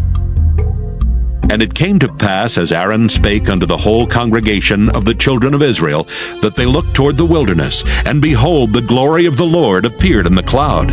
And the Lord spake unto Moses, saying, I have heard the murmurings of the children of Israel. Speak unto them, saying, At even ye shall eat flesh, and in the morning ye shall be filled with bread, and ye shall know that I am the Lord your God. And it came to pass that at even the quails came up and covered the camp, and in the morning the dew lay round about the host. And when the dew that lay was gone up, behold, upon the face of the wilderness there lay a small round thing, as small as the hoarfrost on the ground. And when the children of Israel saw it, they said one to another, It is manna. For they wist not what it was. And Moses said unto them, This is the bread which the Lord hath given you to eat. This is the thing which the Lord hath commanded. Gather of it every man according to his eating, an omer for every man according to the number of your persons. Take ye every man for them which are in his tents. And the children of Israel did so, and gathered, some more, some less. And when they did meet it with an omer, he that gathered much had nothing over, and he that gathered little had no lack. They gathered every man according to his eating. And Moses said, Let no man leave of it till the morning. Notwithstanding they hearkened not unto Moses, but some of them left of it until the morning, and it bred worms and stank, and Moses was wroth with them. And they gathered it every morning, every man according to his eating, and when the sun waxed hot, it melted. And it came to pass that on the 6th day they gathered twice as much bread, 2 omers for one man. And all the rulers of the congregation came and told Moses. And he said unto them, This is that which the Lord hath said. Tomorrow is the rest of the holy Sabbath unto the Lord. Bake that which ye will bake today, and seethe that ye will seethe. And that which remaineth over lay up for you to be kept until the morning. And they laid it up till the morning as Moses bade, and it did not stink, neither was there any worm therein. And Moses said, Eat that today, for today is a Sabbath unto the Lord. Today ye shall not find it in the field. 6 days ye shall gather it, but on the 7th day, which is the Sabbath, in it there shall be none. And it came to pass that there went out some of the people on the 7th day for to gather, and they found none. And the Lord said unto Moses, How long refuse ye to keep my commandments and my laws? See, for that the Lord hath given you the Sabbath. Therefore he giveth you on the 6th day the bread of 2 days. Abide ye every man in his place. Let no man go out of his place on the 7th day. So the people rested on the 7th day. And the house of Israel called the name thereof manna. And it was like coriander seed white, and the taste of it was like wafers made with honey. And Moses said, This is the thing which the Lord commandeth.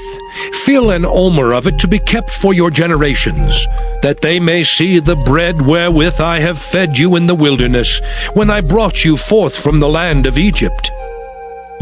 And Moses said unto Aaron, Take a pot, and put an omer full of manna therein, and lay it up before the Lord, to be kept for your generations. As the Lord commanded Moses, so Aaron laid it up before the testimony to be kept. And the children of Israel did eat manna 40 years, until they came to a land inhabited. They did eat manna until they came unto the borders of the land of Canaan. Now an omer is the 10th part of an ephah.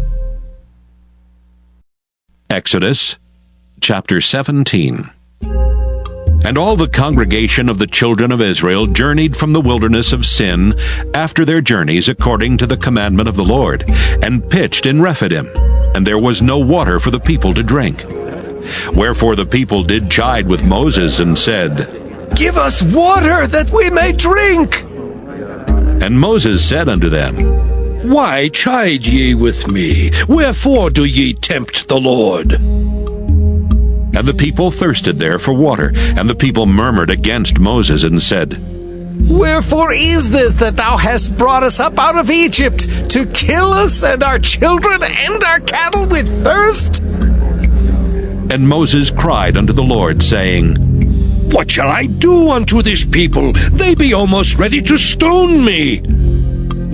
And the Lord said unto Moses, Go on before the people, and take with thee of the elders of Israel, and thy rod wherewith thou smotest the river, take in thine hand, and go. Behold, I will stand before thee there upon the rock in Horeb, and thou shalt smite the rock, and there shall come water out of it, that the people may drink. And Moses did so in the sight of the elders of Israel. And he called the name of the place Massah and Meribah, because of the chiding of the children of Israel, and because they tempted the Lord, saying, Is the Lord among us or not? Then came Amalek and fought with Israel in Rephidim. And Moses said unto Joshua, Choose us out men, and go out, fight with Amalek. Tomorrow I will stand on the top of the hill with the rod of God in mine hand. So Joshua did as Moses had said to him, and fought with Amalek. And Moses, Aaron, and Hur went up to the top of the hill. And it came to pass, when Moses held up his hand, that Israel prevailed, and when he let down his hand, Amalek prevailed. But Moses' hands were heavy, and they took a stone and put it under him, and he sat thereon. And Aaron and Hur stayed up his hands, the one on the one side and the other on the other side, and his hands were steady until the going down of the sun. And Joshua discomfited Amalek and his people with the edge of the sword. And the Lord said unto Moses, Write this for a memorial in a book, and rehearse it in the ears of Joshua. For I will utterly put out the remembrance of Amalek from under heaven.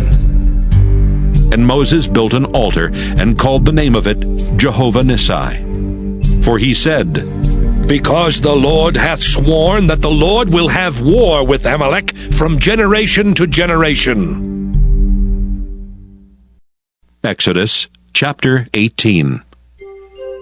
When Jethro, the priest of Midian, Moses' father-in-law, heard of all that God had done for Moses and for Israel his people, and that the Lord had brought Israel out of Egypt, then Jethro, Moses' father-in-law, took Zipporah, Moses' wife, after he had sent her back, and her 2 sons, of which the name of the one was Gershom. For he said, I have been an alien in a strange land.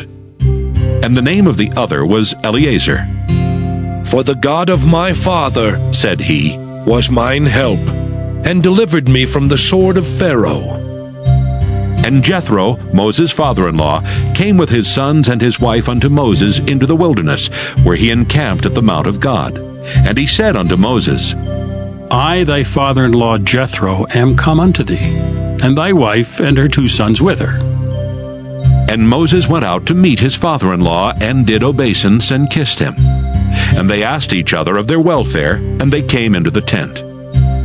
And Moses told his father-in-law all that the Lord had done unto Pharaoh, and to the Egyptians for Israel's sake, and all the travail that had come upon them by the way, and how the Lord delivered them. And Jethro rejoiced for all the goodness which the Lord had done to Israel, whom he had delivered out of the hand of the Egyptians. And Jethro said, Blessed be the Lord, who hath delivered you out of the hand of the Egyptians.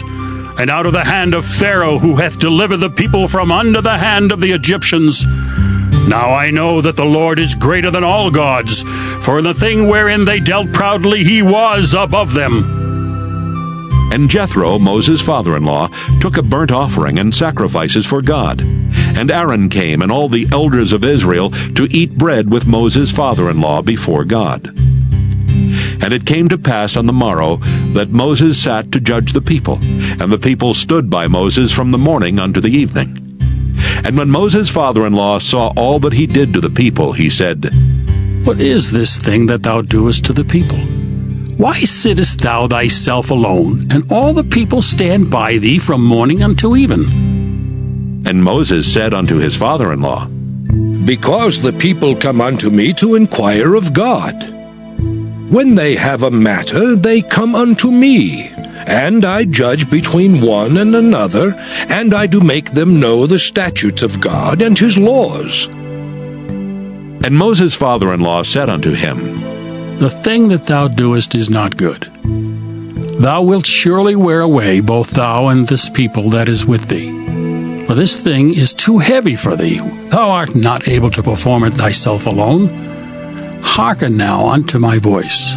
I will give thee counsel, and God shall be with thee. Be thou for the people to Godward, that thou mayest bring the causes unto God. And thou shalt teach them ordinances and laws, and shalt show them the way wherein they must walk, and the work that they must do. Moreover, thou shalt provide out of all the people able men such as fear God, men of truth, hating covetousness, and place such over them to be rulers of thousands, and rulers of hundreds, rulers of 50s, and rulers of 10s. And let them judge the people at all seasons. And it shall be that every great matter they shall bring unto thee, but every small matter they shall judge. So shall it be easier for thyself, and they shall bear the burden with thee. If thou shalt do this thing, and God command thee so, then thou shalt be able to endure, and all this people shall also go to their place in peace. So Moses hearkened to the voice of his father-in-law, and did all that he had said. And Moses chose able men out of all Israel, and made them heads over the people, rulers of thousands, rulers of hundreds, rulers of 50s, and rulers of 10s. And they judged the people at all seasons. The hard causes they brought unto Moses, but every small matter they judged themselves. And Moses let his father-in-law depart, and he went his way into his own land. Exodus chapter 19.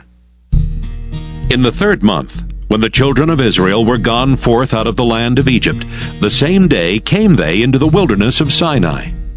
For they were departed from Rephidim, and were come to the desert of Sinai, and had pitched in the wilderness. And there Israel camped before the mount. And Moses went up unto God, and the Lord called unto him out of the mountain, saying, Thus shalt thou say to the house of Jacob, and tell the children of Israel, Ye have seen what I did unto the Egyptians, and how I bare you on eagle's wings, and brought you unto myself.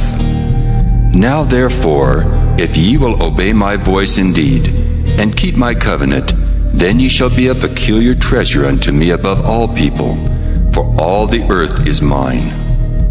And ye shall be unto me a kingdom of priests, and an holy nation. These are the words which thou shalt speak unto the children of Israel. And Moses came and called for the elders of the people, and laid before their faces all these words which the Lord commanded him.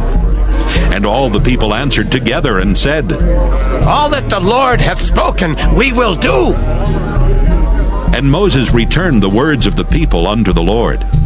And the Lord said unto Moses, Lo, I come unto thee in a thick cloud, that the people may hear when I speak with thee, and believe thee forever. And Moses told the words of the people unto the Lord. And the Lord said unto Moses, Go unto the people, and sanctify them today and tomorrow, and let them wash their clothes, and be ready against the 3rd day. For the 3rd day the Lord will come down in the sight of all the people upon Mount Sinai.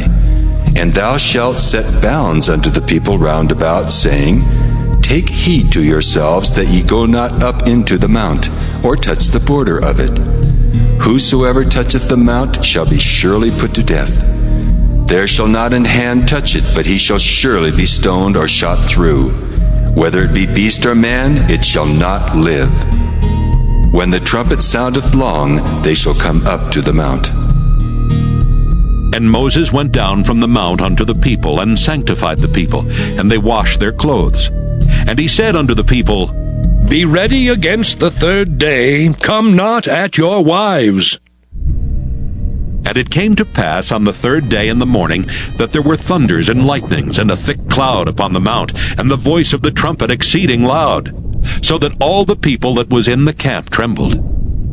And Moses brought forth the people out of the camp to meet with God, and they stood at the nether part of the mount. And Mount Sinai was altogether on a smoke, because the Lord descended upon it in fire.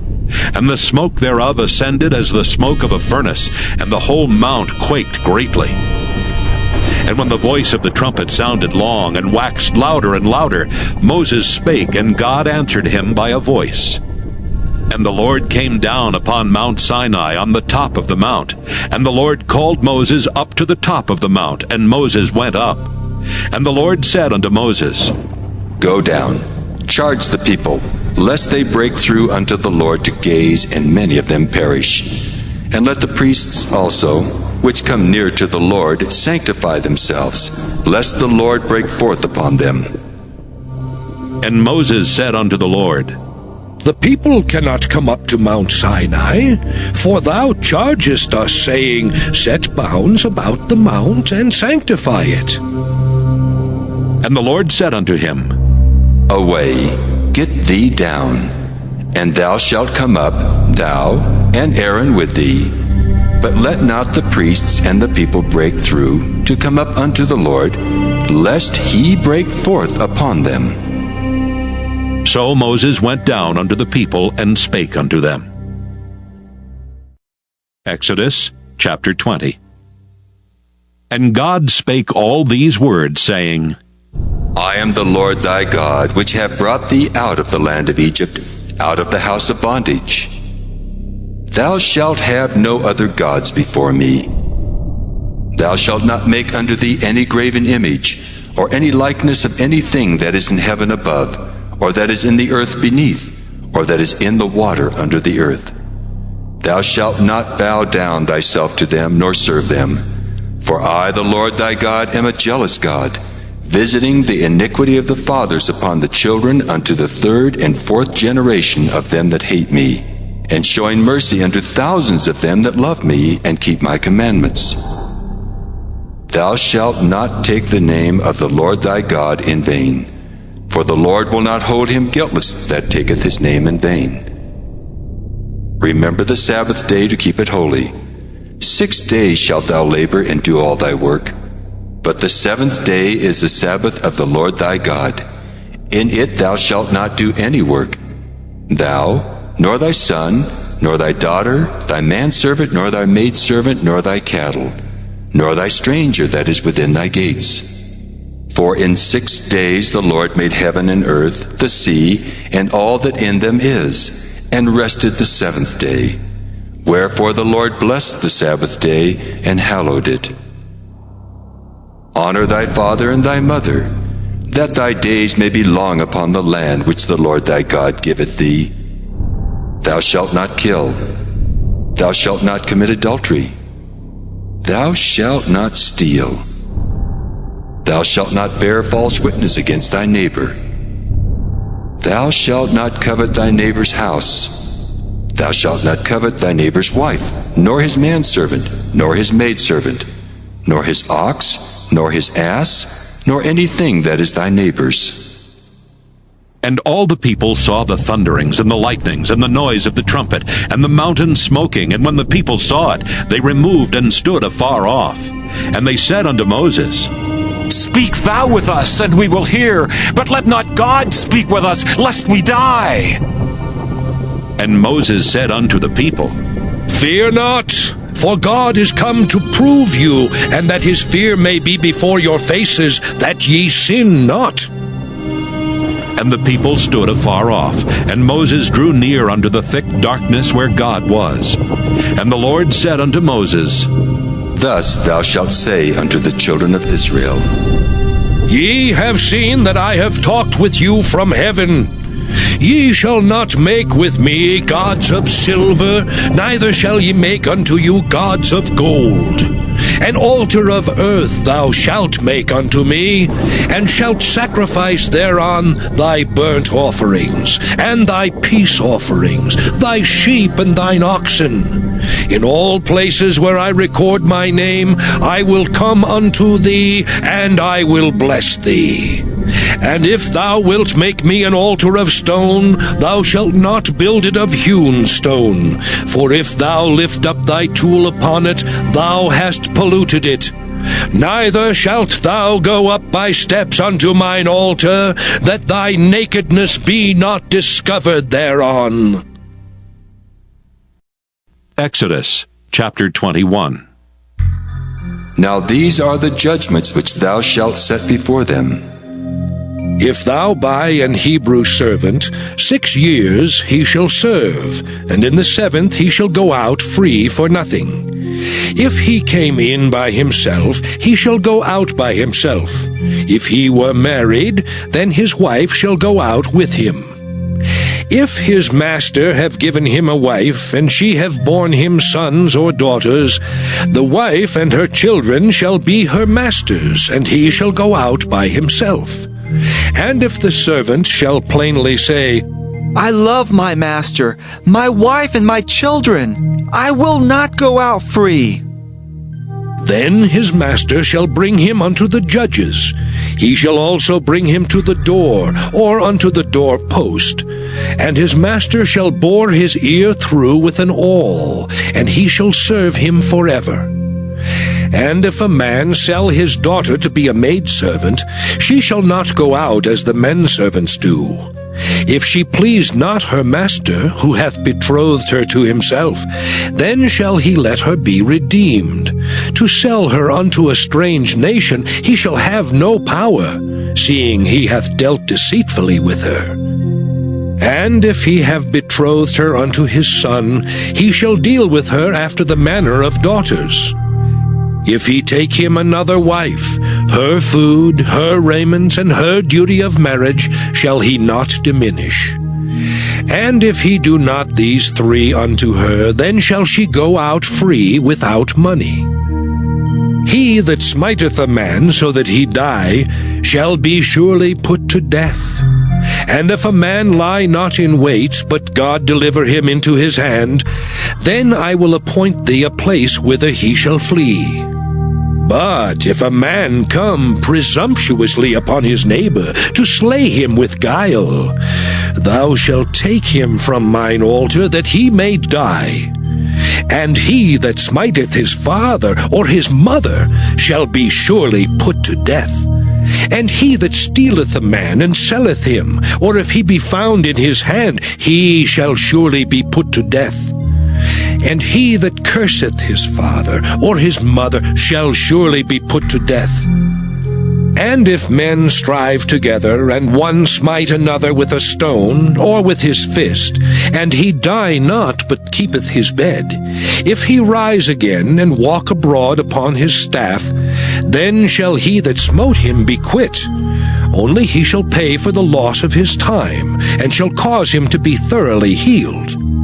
And if a man smite his servant or his maid with a rod, and he die under his hand, he shall be surely punished. Notwithstanding, if he continue a day or 2, he shall not be punished, for he is his money. If men strive and hurt a woman with child, so that her fruit depart from her, and yet no mischief follow, he shall be surely punished according as the woman's husband will lay upon him, and he shall pay as the judges determine. And if any mischief follow, then thou shalt give life for life, eye for eye, tooth for tooth, hand for hand, foot for foot, burning for burning, wound for wound, stripe for stripe. And if a man smite the eye of his servant, or the eye of his maid, that it perish, he shall let him go free for his eye's sake. And if he smite out his manservant's tooth, or his maidservant's tooth, he shall let him go free for his tooth's sake. If an ox gore a man or a woman that they die, then the ox shall be surely stoned, and his flesh shall not be eaten, but the owner of the ox shall be quit. But if the ox were wont to push with his horn in time past, and it hath been testified to his owner, and he hath not kept him in, but that he hath killed a man or a woman, the ox shall be stoned, and his owner also shall be put to death. If there be laid on him a sum of money, then he shall give for the ransom of his life whatsoever is laid upon him. Whether he have gored a son, or have gored a daughter, according to this judgment shall it be done unto him.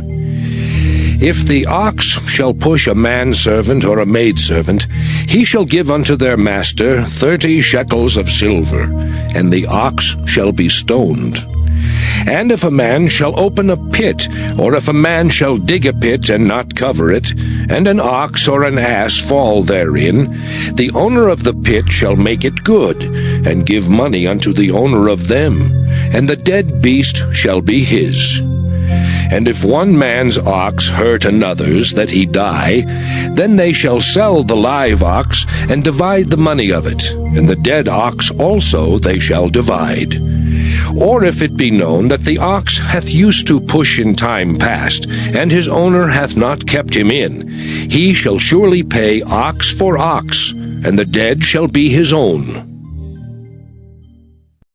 Exodus chapter 22.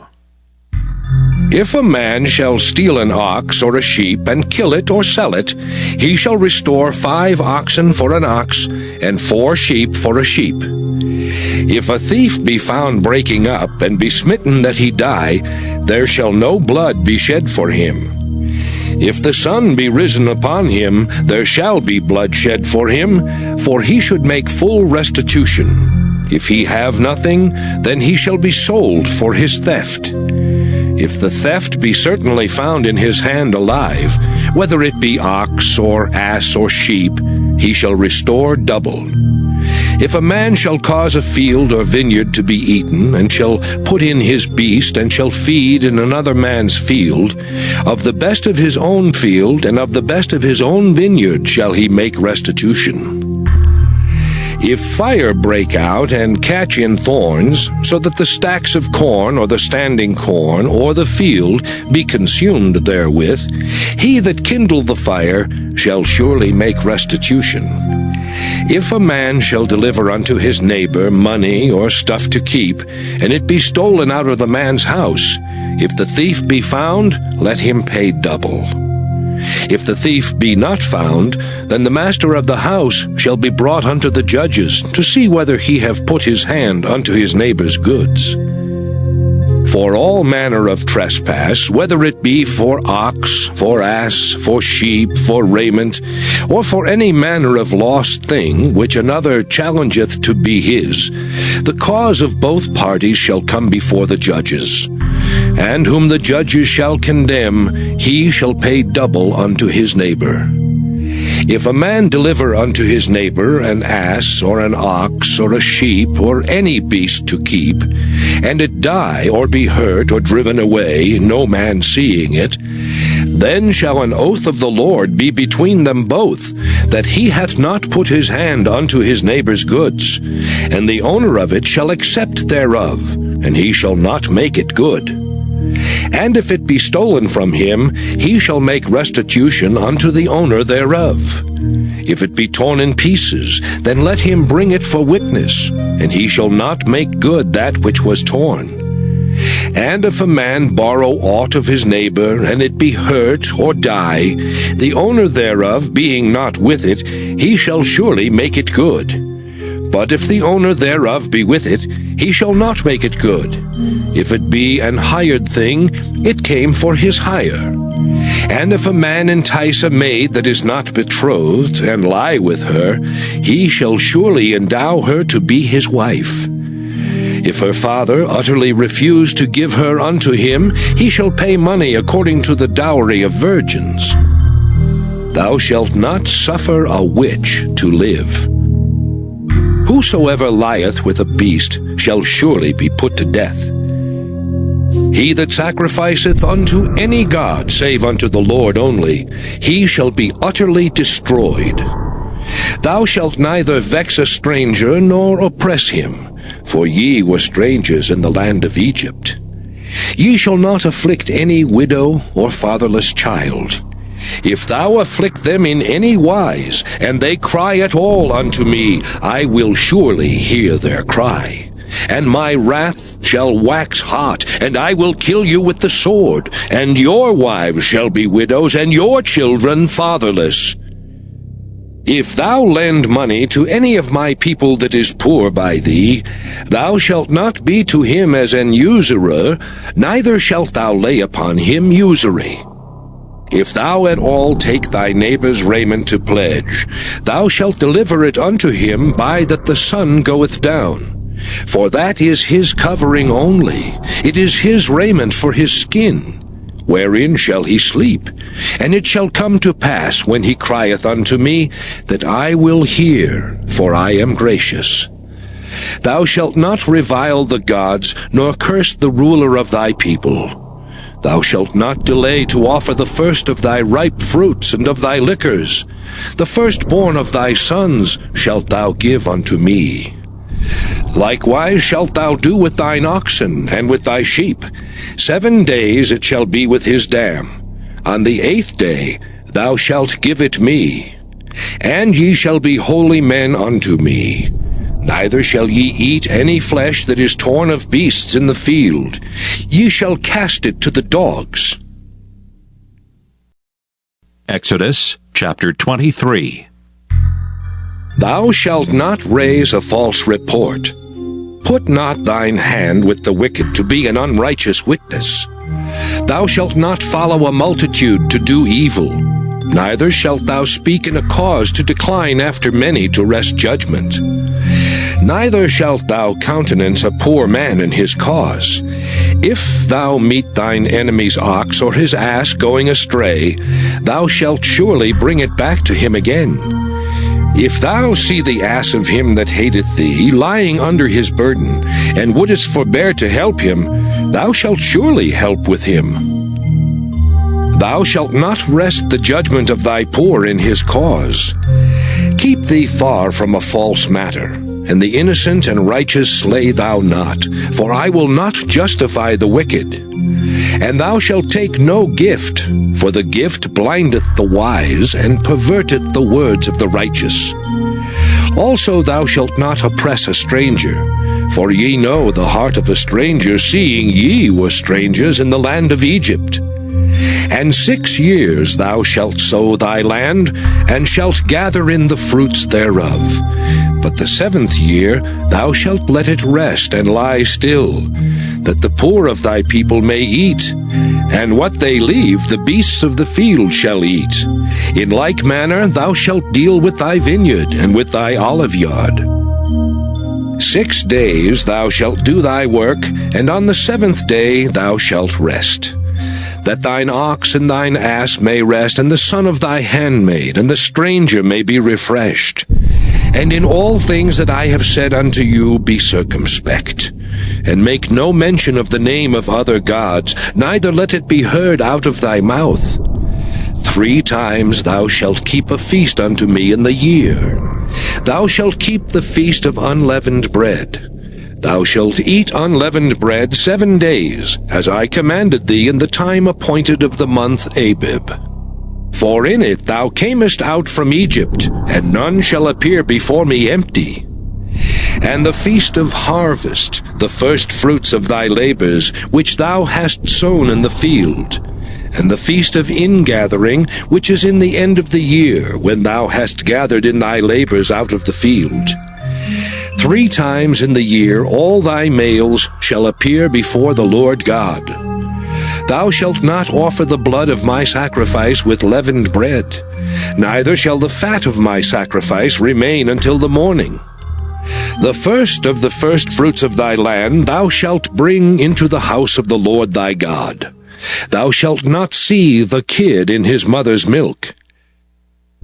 Behold, I send an angel before thee to keep thee in the way, and to bring thee into the place which I have prepared.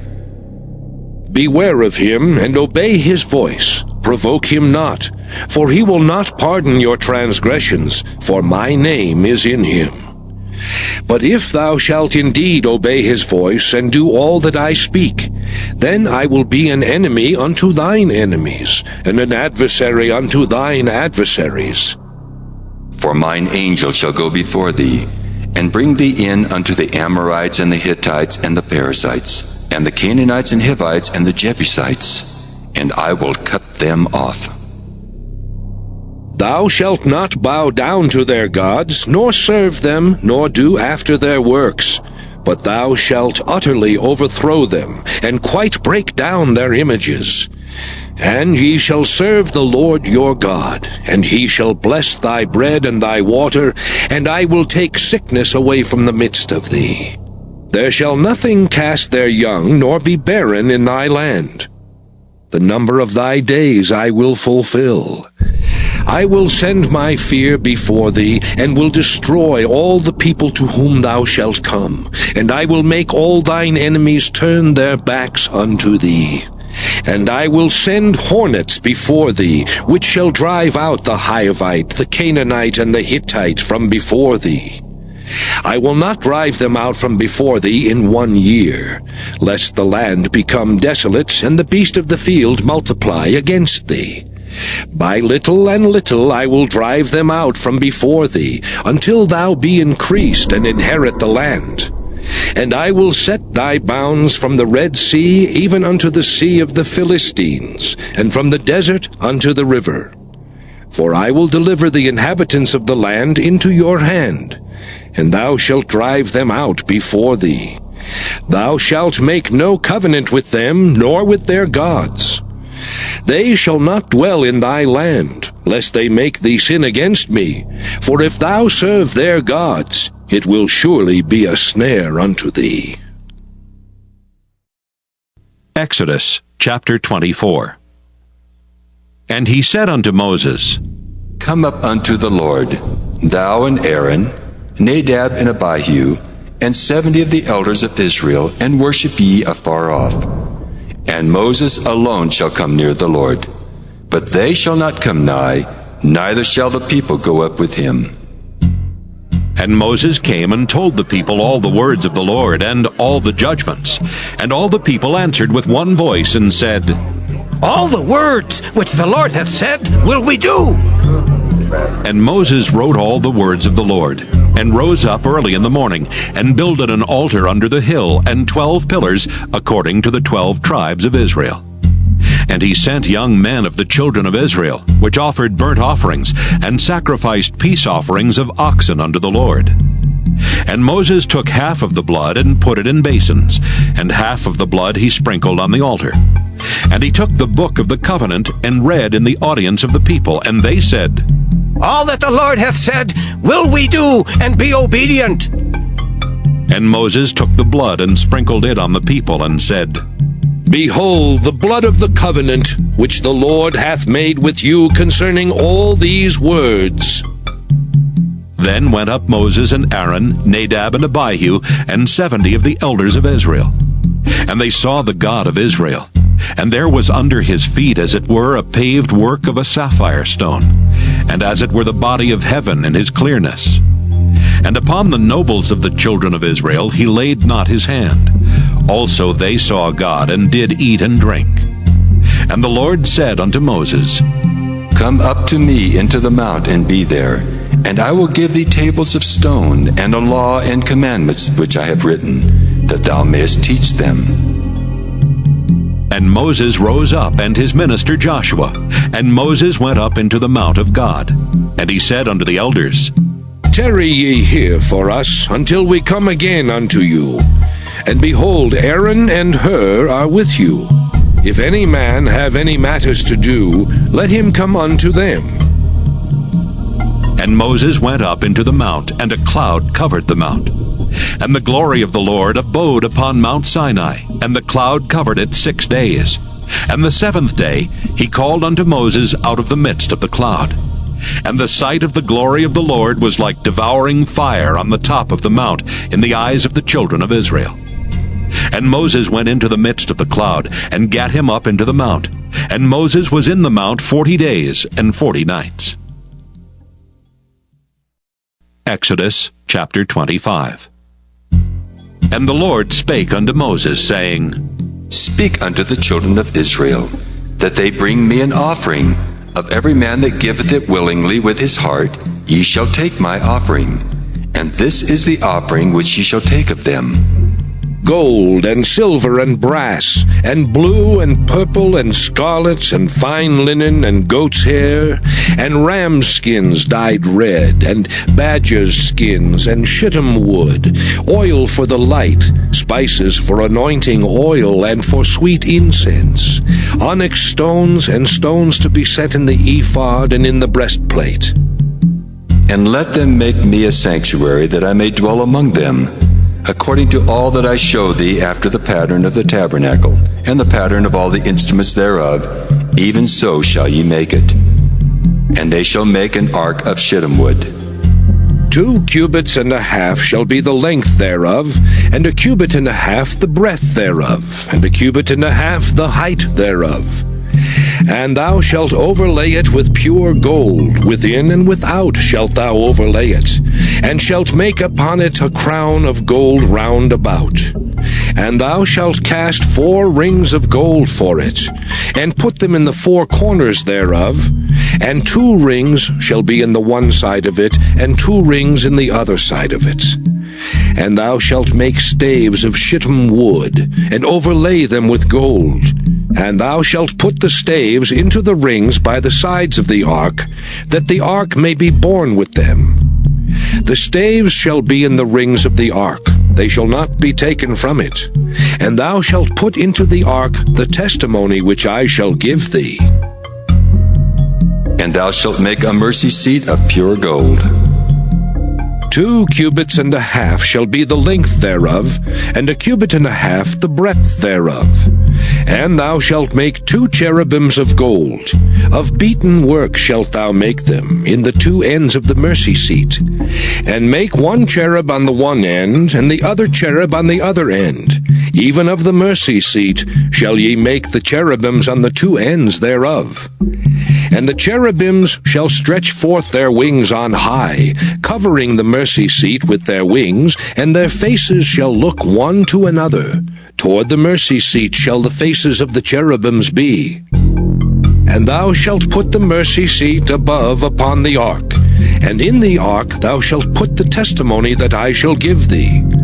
And there I will meet with thee, and I will commune with thee from above the mercy seat, from between the 2 cherubims which are upon the ark of the testimony, of all things which I will give thee in commandment unto the children of Israel. Thou shalt also make a table of shittim wood. 2 cubits shall be the length thereof, and 1 cubit the breadth thereof, and 1 cubit and a half the height thereof. And thou shalt overlay it with pure gold, and make thereto a crown of gold round about. And thou shalt make unto it a border of an handbreadth round about. And thou shalt make a golden crown to the border thereof round about. And thou shalt make for it 4 rings of gold, and put the rings in the 4 corners that are on the 4 feet thereof.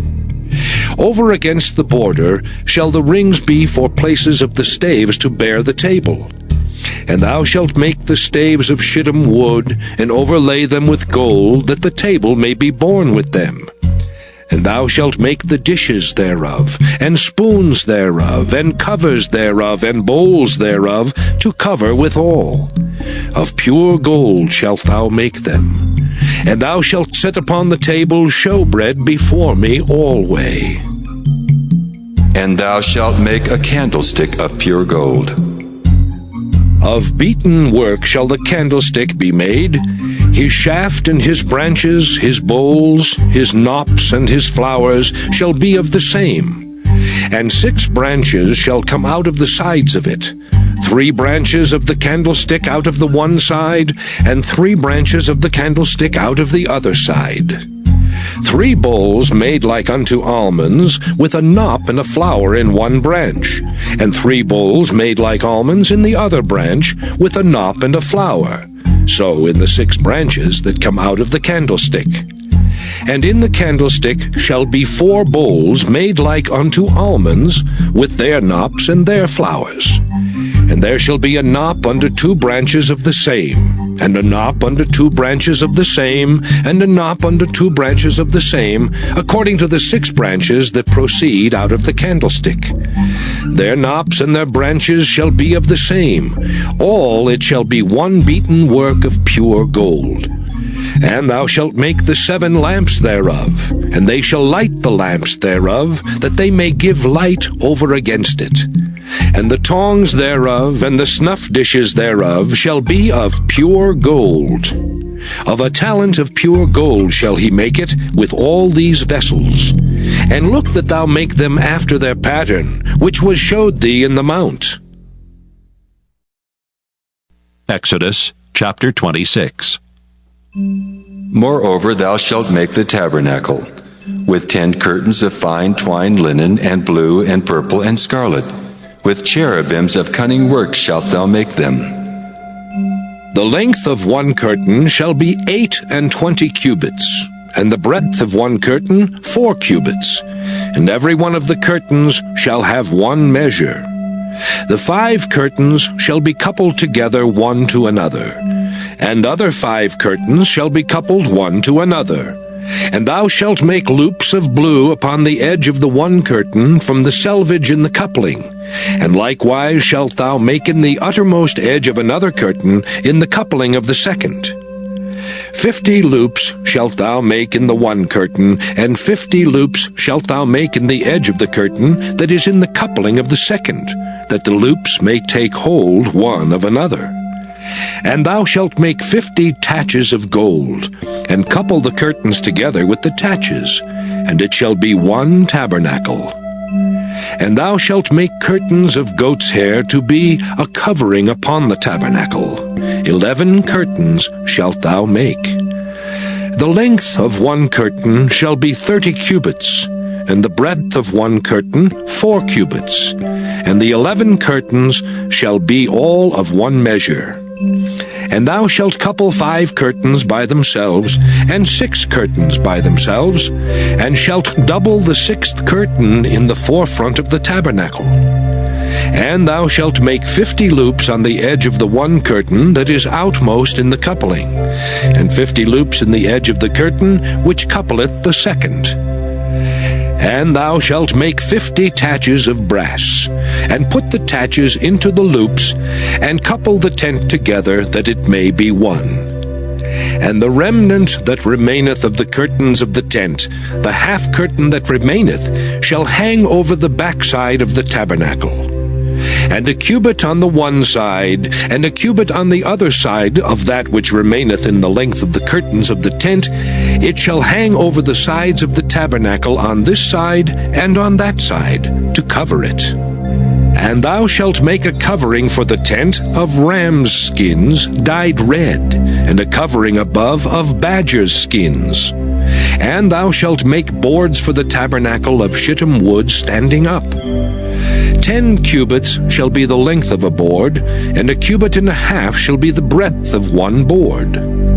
2 tenons shall there be in one board, set in order one against another. Thus shalt thou make for all the boards of the tabernacle. And thou shalt make the boards for the tabernacle, 20 boards on the south side southward. And thou shalt make 40 sockets of silver under the 20 boards, 2 sockets under one board for his 2 tenons, and 2 sockets under another board for his 2 tenons. And for the second side of the tabernacle on the north side there shall be 20 boards, and there 40 sockets of silver, 2 sockets under one board, and 2 sockets under another board. And for the sides of the tabernacle westward thou shalt make 6 boards, and 2 boards shalt thou make for the corners of the tabernacle in the 2 sides. And they shall be coupled together beneath, and they shall be coupled together above the head of it unto one ring. thus shall it be for them both. They shall be for the 2 corners. And they shall be 8 boards, and their sockets of silver 16 sockets, 2 sockets under one board, and 2 sockets under another board. And thou shalt make bars of shittim wood, 5 for the boards of the one side of the tabernacle, and 5 bars for the boards of the other side of the tabernacle, and 5 bars for the boards of the side of the tabernacle for the 2 sides westward. And the middle bar in the midst of the boards shall reach from end to end. And thou shalt overlay the boards with gold, and make their rings of gold for places for the bars. And thou shalt overlay the bars with gold. And thou shalt rear up the tabernacle according to the fashion thereof which was showed thee in the mount. And thou shalt make a veil of blue and purple and scarlet and fine twined linen of cunning work. With cherubims shall it be made. And thou shalt hang it upon 4 pillars of shittim wood overlaid with gold. Their hooks shall be of gold upon the 4 sockets of silver.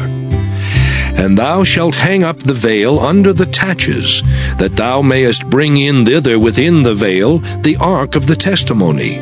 And the veil shall divide unto you between the holy place and the most holy. And thou shalt put the mercy seat upon the ark of the testimony in the most holy place. And thou shalt set the table without the veil, and the candlestick over against the table on the side of the tabernacle toward the south. And thou shalt put the table on the north side. And thou shalt make an hanging for the door of the tent of blue and purple and scarlet and fine twined linen, wrought with needlework. And thou shalt make for the hanging 5 pillars of shittim wood, and overlay them with gold, and their hooks shall be of gold, and thou shalt cast 5 sockets of brass for them. Exodus chapter 27. And thou shalt make an altar of shittim wood, 5 cubits long and 5 cubits broad. The altar shall be 4 square, and the height thereof shall be 3 cubits. And thou shalt make the horns of it upon the 4 corners thereof.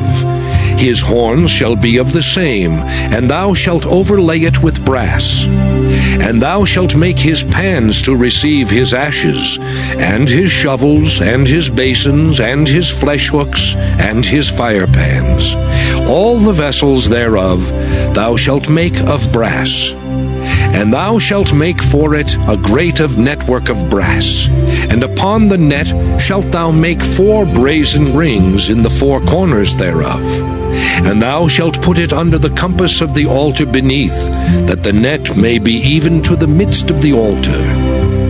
And thou shalt make staves for the altar, staves of shittim wood, and overlay them with brass. And the staves shall be put into the rings, and the staves shall be upon the 2 sides of the altar, to bear it. Hollow with boards shalt thou make it, as it was showed thee in the mount, so shall they make it. And thou shalt make the court of the tabernacle. For the south side southward there shall be hangings for the court of fine twined linen of 100 cubits long for one side. And the 20 pillars thereof and their 20 sockets shall be of brass.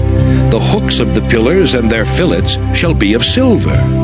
And likewise for the north side in length there shall be hangings of 100 cubits long, and his 20 pillars and their 20 sockets of brass, the hooks of the pillars and their fillets of silver. And for the breadth of the court on the west side shall be hangings of 50 cubits, their pillars 10, and their sockets 10. And the breadth of the court on the east side eastward shall be 50 cubits. The hangings of one side of the gate shall be 15 cubits, their pillars 3, and their sockets 3. And on the other side shall be hangings 15 cubits, their pillars 3, and their sockets 3. And for the gate of the court shall be an hanging of 20 cubits, of blue and purple and scarlet and fine twined linen, wrought with needlework. And their pillars shall be 4, and their sockets 4. All the pillars round about the court shall be filleted with silver.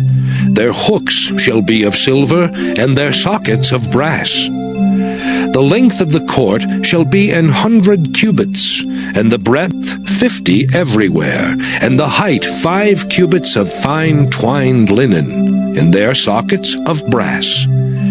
All the vessels of the tabernacle in all the service thereof, and all the pins thereof, and all the pins of the court shall be of brass. And thou shalt command the children of Israel that they bring thee pure olive oil beaten for the light, to cause the lamp to burn always. In the tabernacle of the congregation without the veil, which is before the testimony, Aaron and his sons shall order it from evening to morning before the Lord. It shall be a statute forever unto their generations on the behalf of the children of Israel. Exodus chapter 28. And take thou unto thee Aaron thy brother, and his sons with him from among the children of Israel, that he may minister unto me in the priest's office. Even Aaron, Nadab and Abihu, Eleazar and Ithamar, Aaron's sons. And thou shalt make holy garments for Aaron thy brother, for glory and for beauty.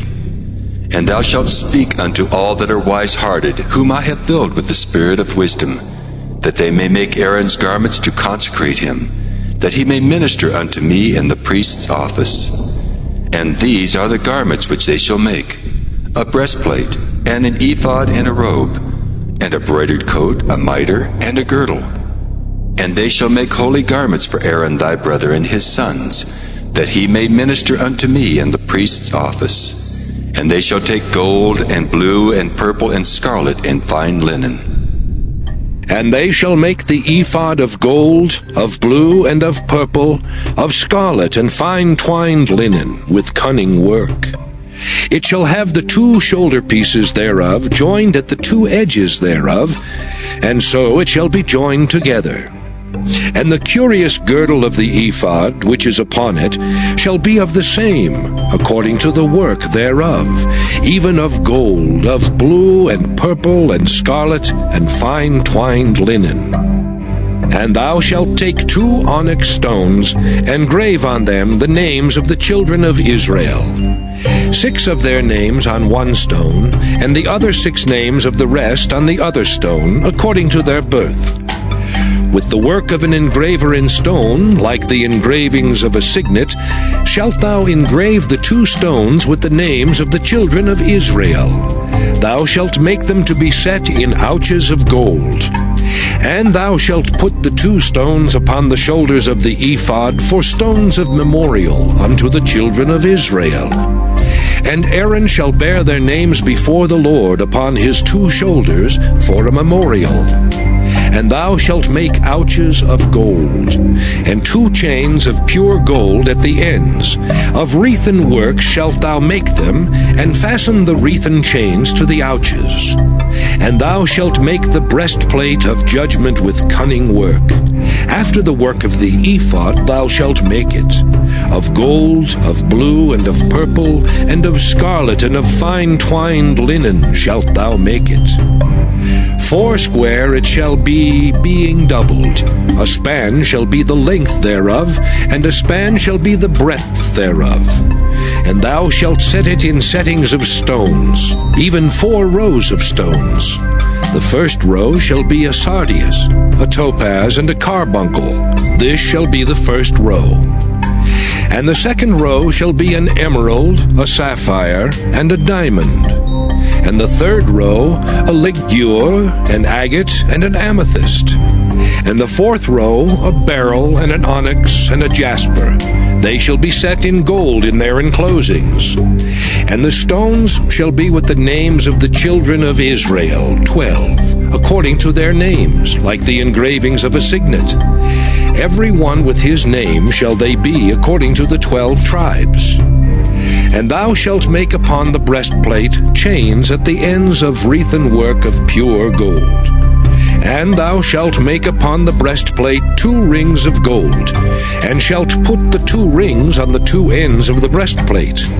And thou shalt put the 2 wreathen chains of gold in the 2 rings which are on the ends of the breastplate.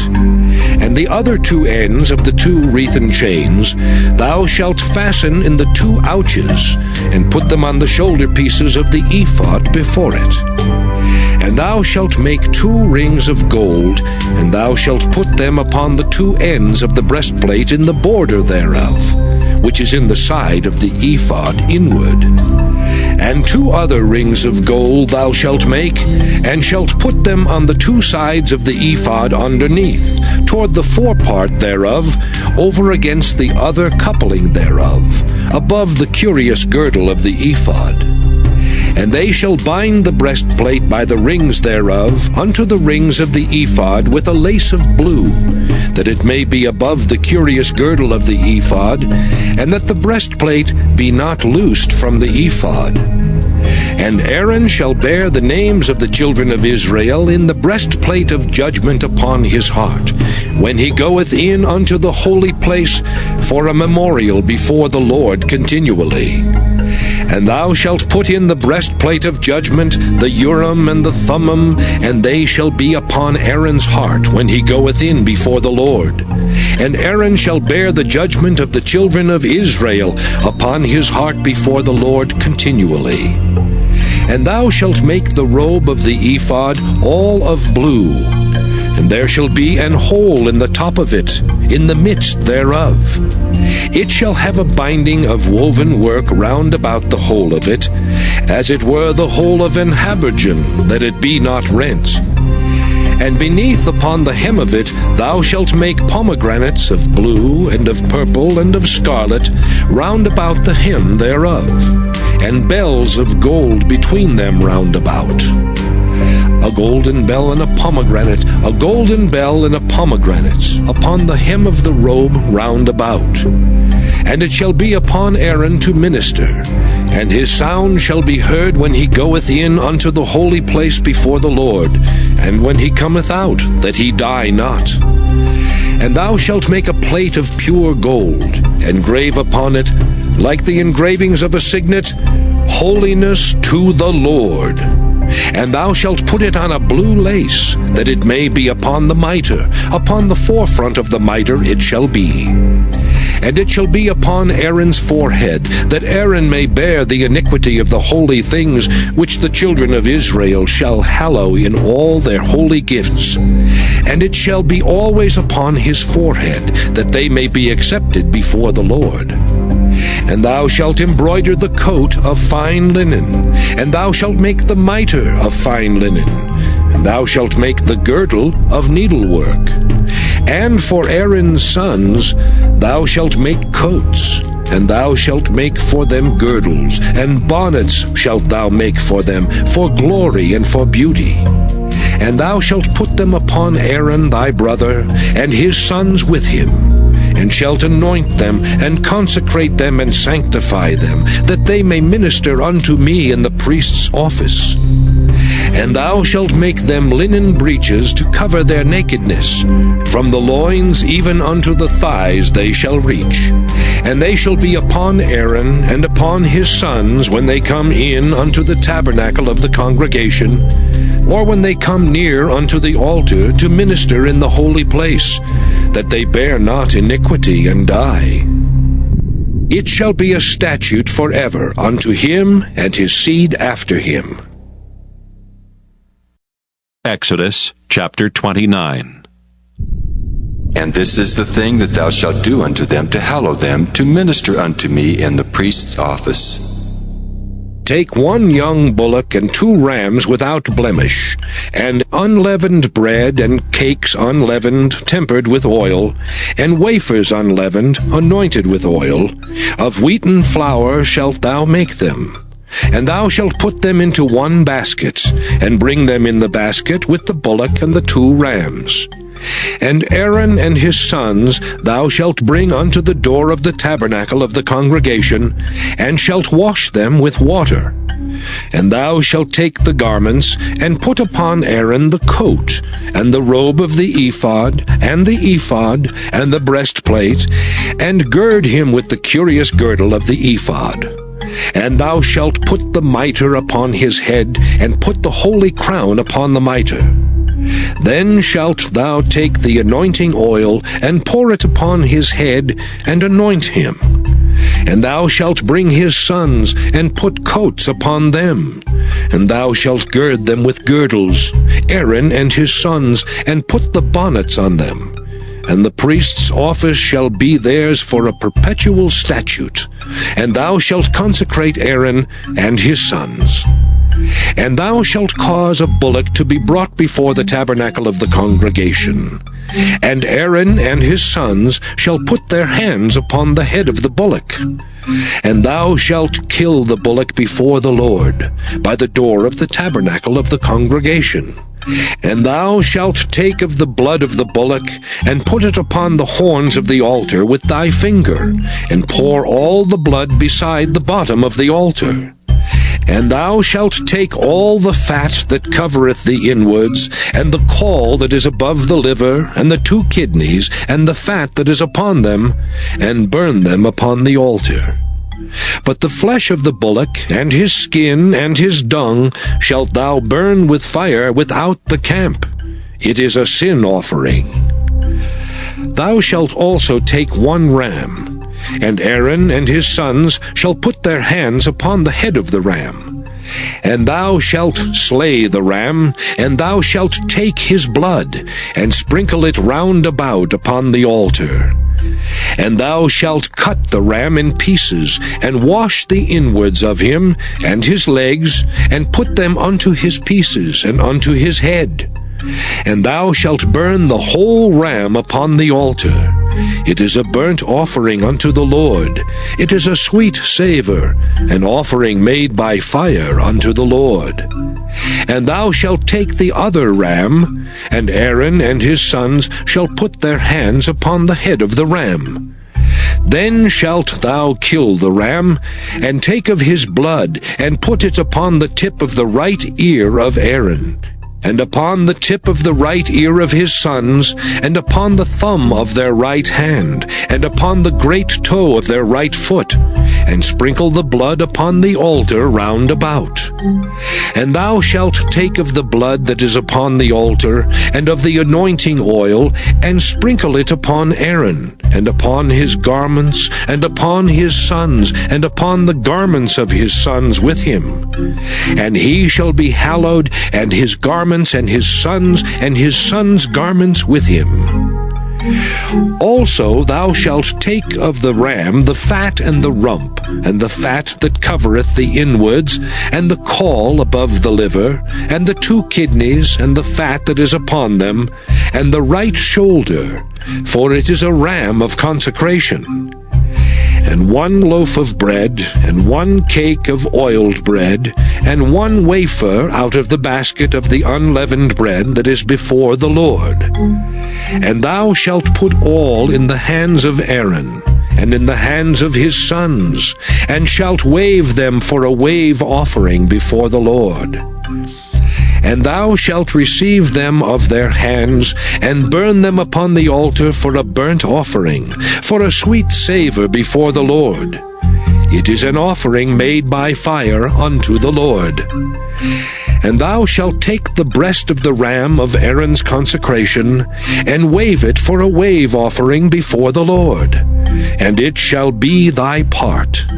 And thou shalt sanctify the breast of the wave offering, and the shoulder of the heave offering, which is waved and which is heaved up, of the ram of the consecration, even of that which is for Aaron, and of that which is for his sons.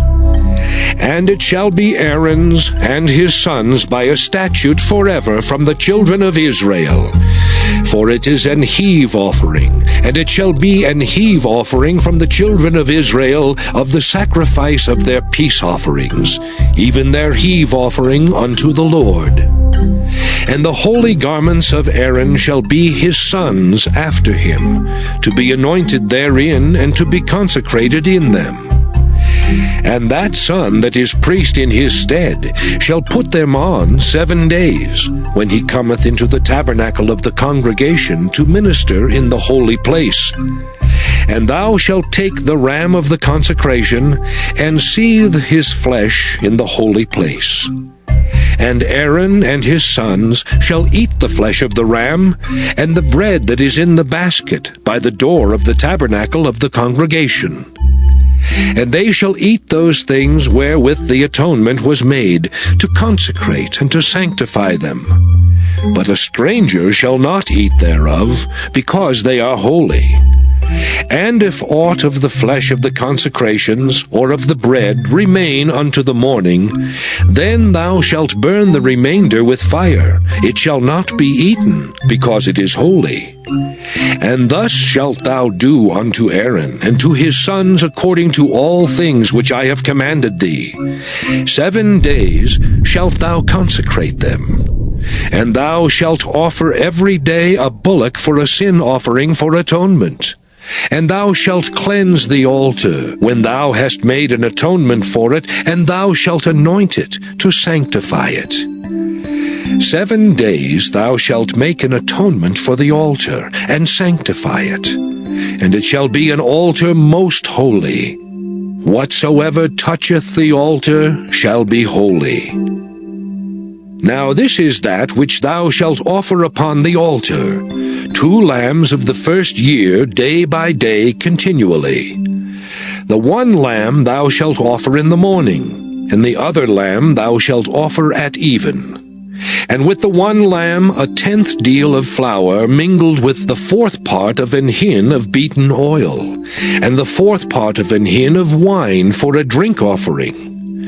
And the other lamb thou shalt offer at even, and shalt do thereto according to the meat offering of the morning, and according to the drink offering thereof, for a sweet savour, an offering made by fire unto the Lord.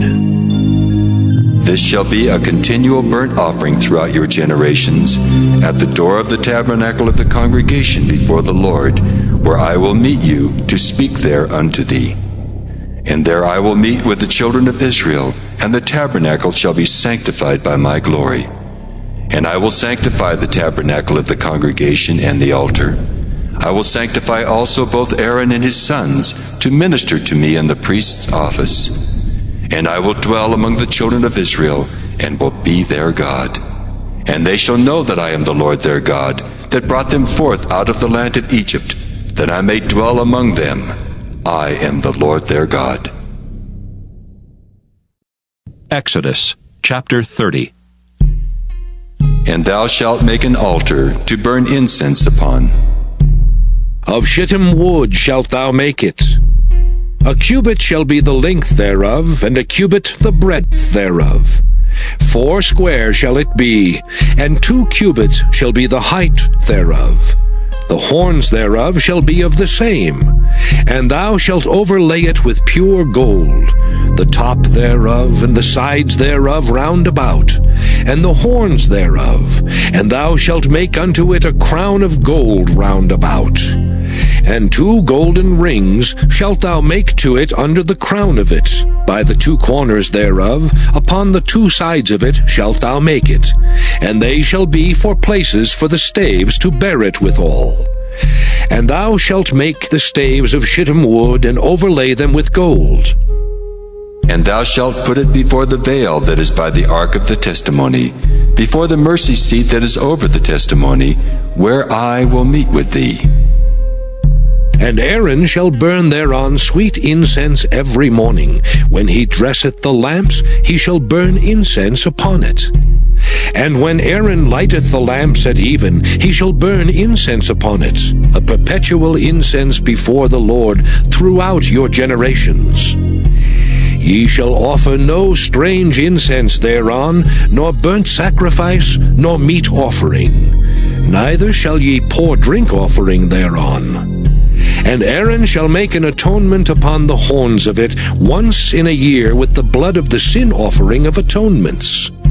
Once in the year shall he make atonement upon it throughout your generations. It is most holy unto the Lord.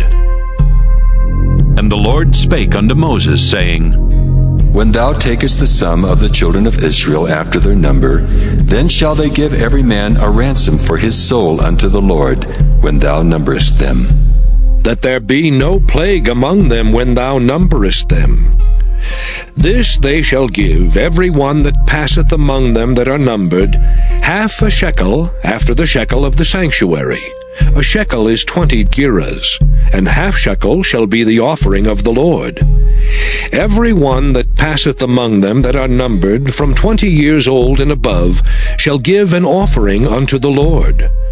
The rich shall not give more, and the poor shall not give less than half a shekel when they give an offering unto the Lord, to make an atonement for your souls. And thou shalt take the atonement money of the children of Israel, and shalt appoint it for the service of the tabernacle of the congregation, that it may be a memorial unto the children of Israel before the Lord, to make an atonement for your souls. And the Lord spake unto Moses, saying, Thou shalt also make a laver of brass, and his foot also of brass to wash withal. And thou shalt put it between the tabernacle of the congregation and the altar, and thou shalt put water therein. For Aaron and his sons shall wash their hands and their feet thereat. When they go into the tabernacle of the congregation, they shall wash with water, that they die not. Or when they come near to the altar to minister, to burn offering made by fire unto the Lord. So they shall wash their hands and their feet, that they die not. And it shall be a statute forever to them, even to him and to his seed throughout their generations.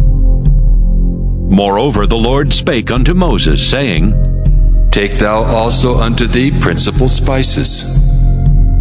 Of pure myrrh 500 shekels, and of sweet cinnamon half so much, even 250 shekels, and of sweet calamus 250 shekels, and of cassia 500 shekels, after the shekel of the sanctuary, and of oil, olive, and hin. And thou shalt make it an oil of holy ointment, an ointment compound after the art of the apothecary. It shall be an holy anointing oil. And thou shalt anoint the tabernacle of the congregation therewith, and the ark of the testimony, and the table and all his vessels, and the candlestick and his vessels, and the altar of incense, and the altar of burnt offering with all his vessels, and the laver and his foot. And thou shalt sanctify them, that they may be most holy. Whatsoever toucheth them shall be holy.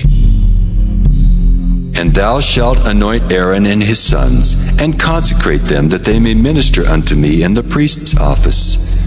And thou shalt speak unto the children of Israel, saying, This shall be an holy anointing oil unto me throughout your generations.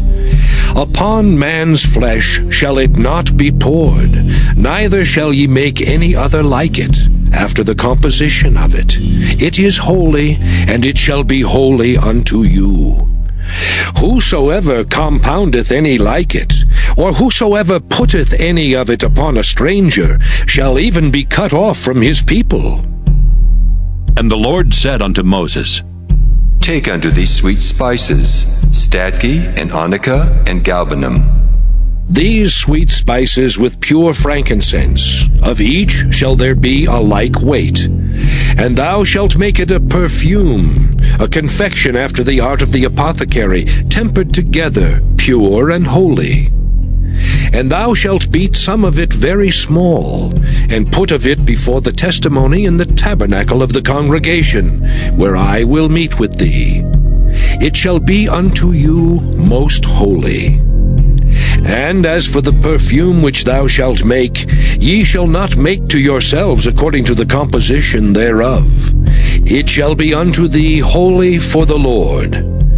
Whosoever shall make like unto that, to smell thereto, shall even be cut off from his people. Exodus chapter 31. And the Lord spake unto Moses, saying, See, I have called by name Bezaleel, the son of Uri, the son of Hur, of the tribe of Judah. And I have filled him with the Spirit of God, in wisdom and in understanding, and in knowledge and in all manner of workmanship, to devise cunning works, to work in gold and in silver and in brass, and in cutting of stones to set them, and in carving of timber, to work in all manner of workmanship. And I, behold, I have given with him Aholiab, the son of Ahisamach of the tribe of Dan. And in the hearts of all that are wise-hearted, I have put wisdom that they may make all that I have commanded thee.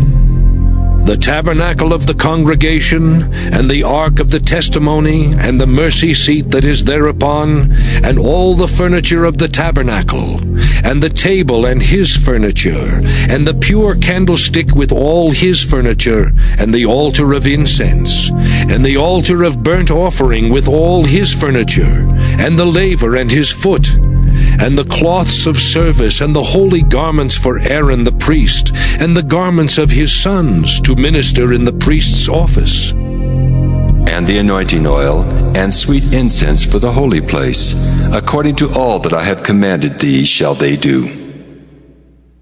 And the Lord spake unto Moses, saying, Speak thou also unto the children of Israel, saying, Verily my Sabbaths ye shall keep, for it is a sign between me and you throughout your generations, that ye may know that I am the Lord that doth sanctify you.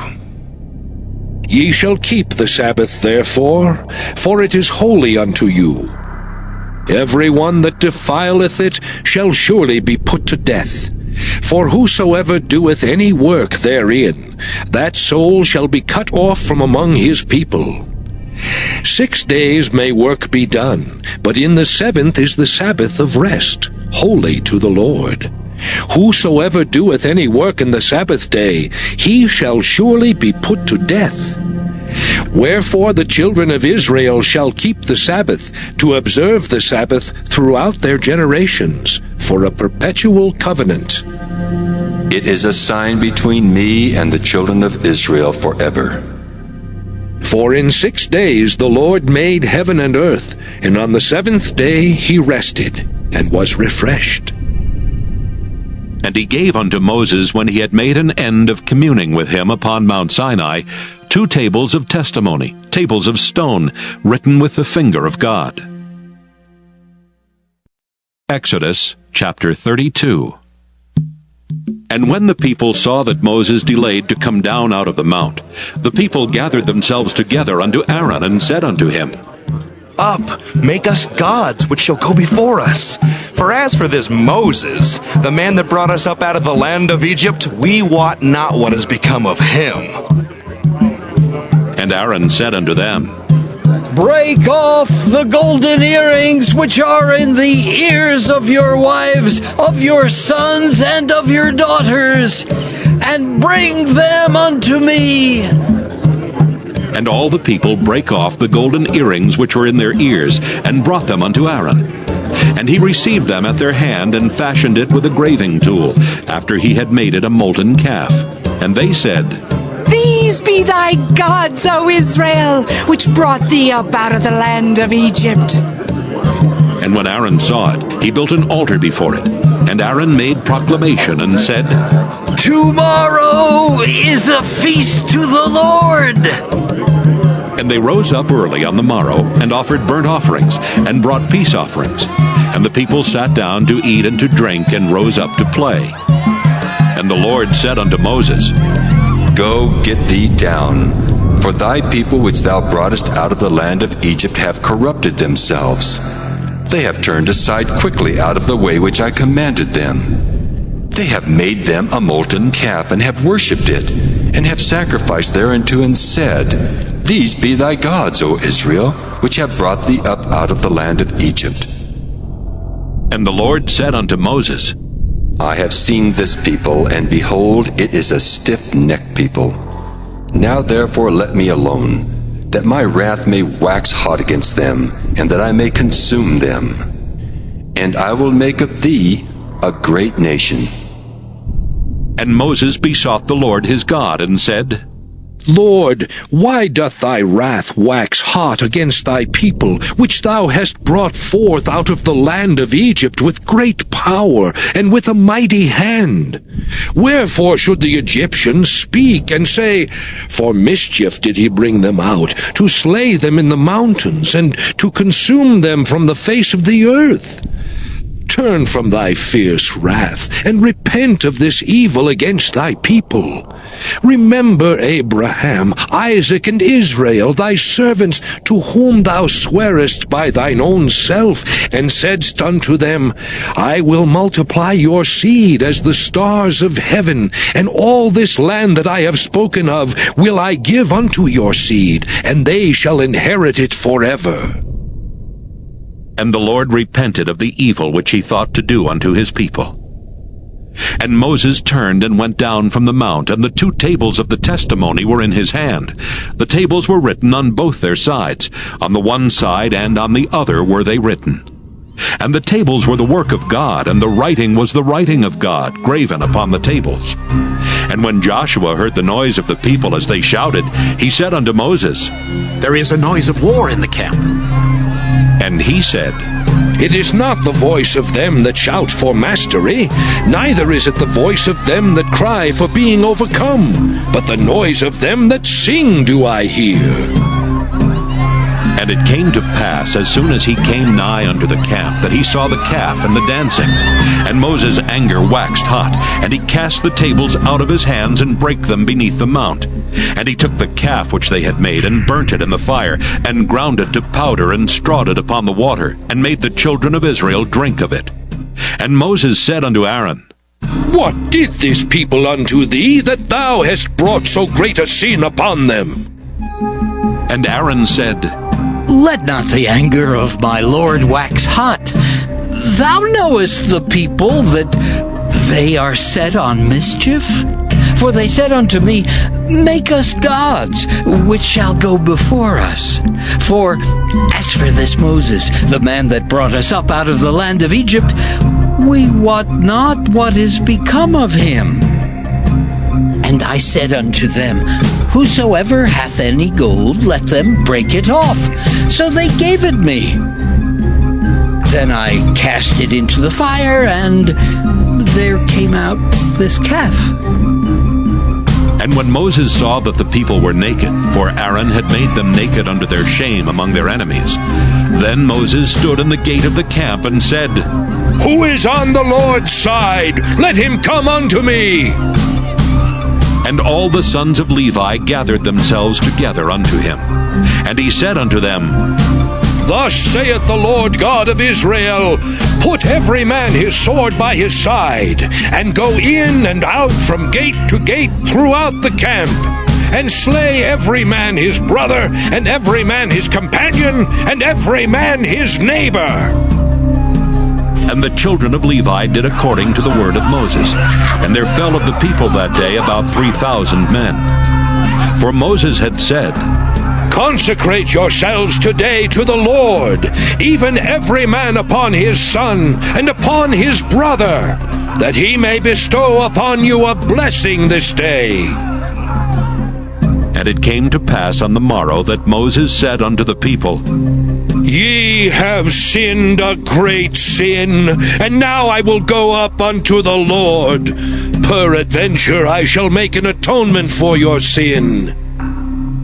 And Moses returned unto the Lord and said, Oh, this people have sinned a great sin, and have made them gods of gold.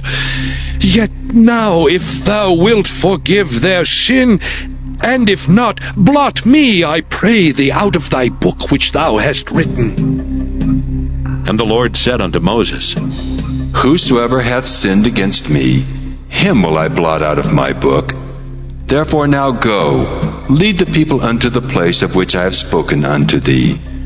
Behold, mine angel shall go before thee.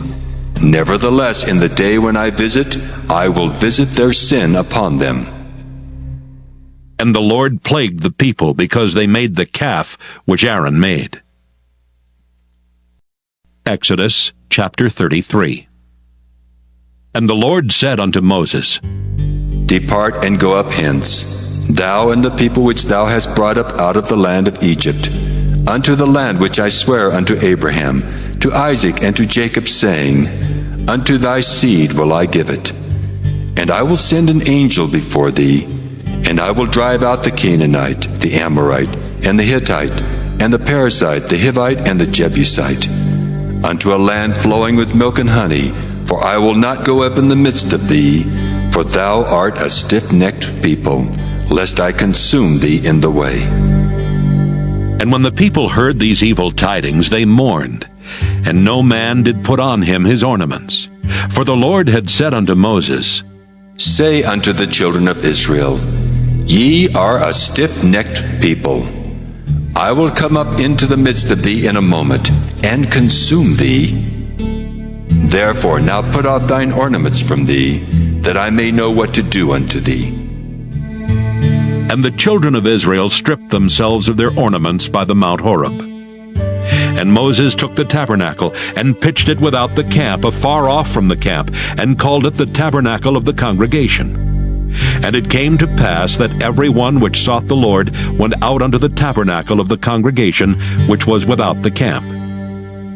And it came to pass, when Moses went out unto the tabernacle, that all the people rose up, and stood every man at his tent door, and looked after Moses until he was gone into the tabernacle.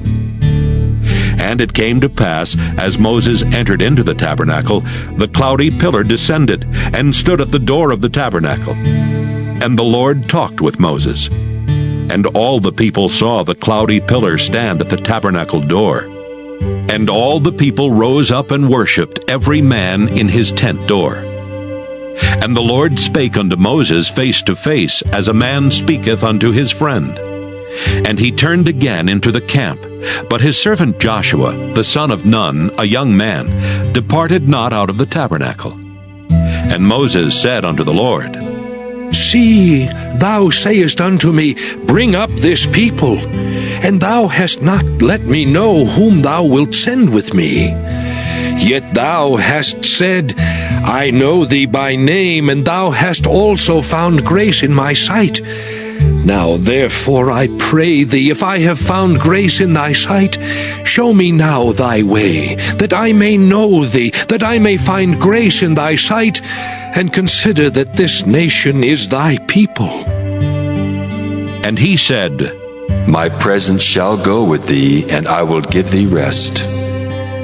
And he said unto him, If thy presence go not with me, carry us not up hence.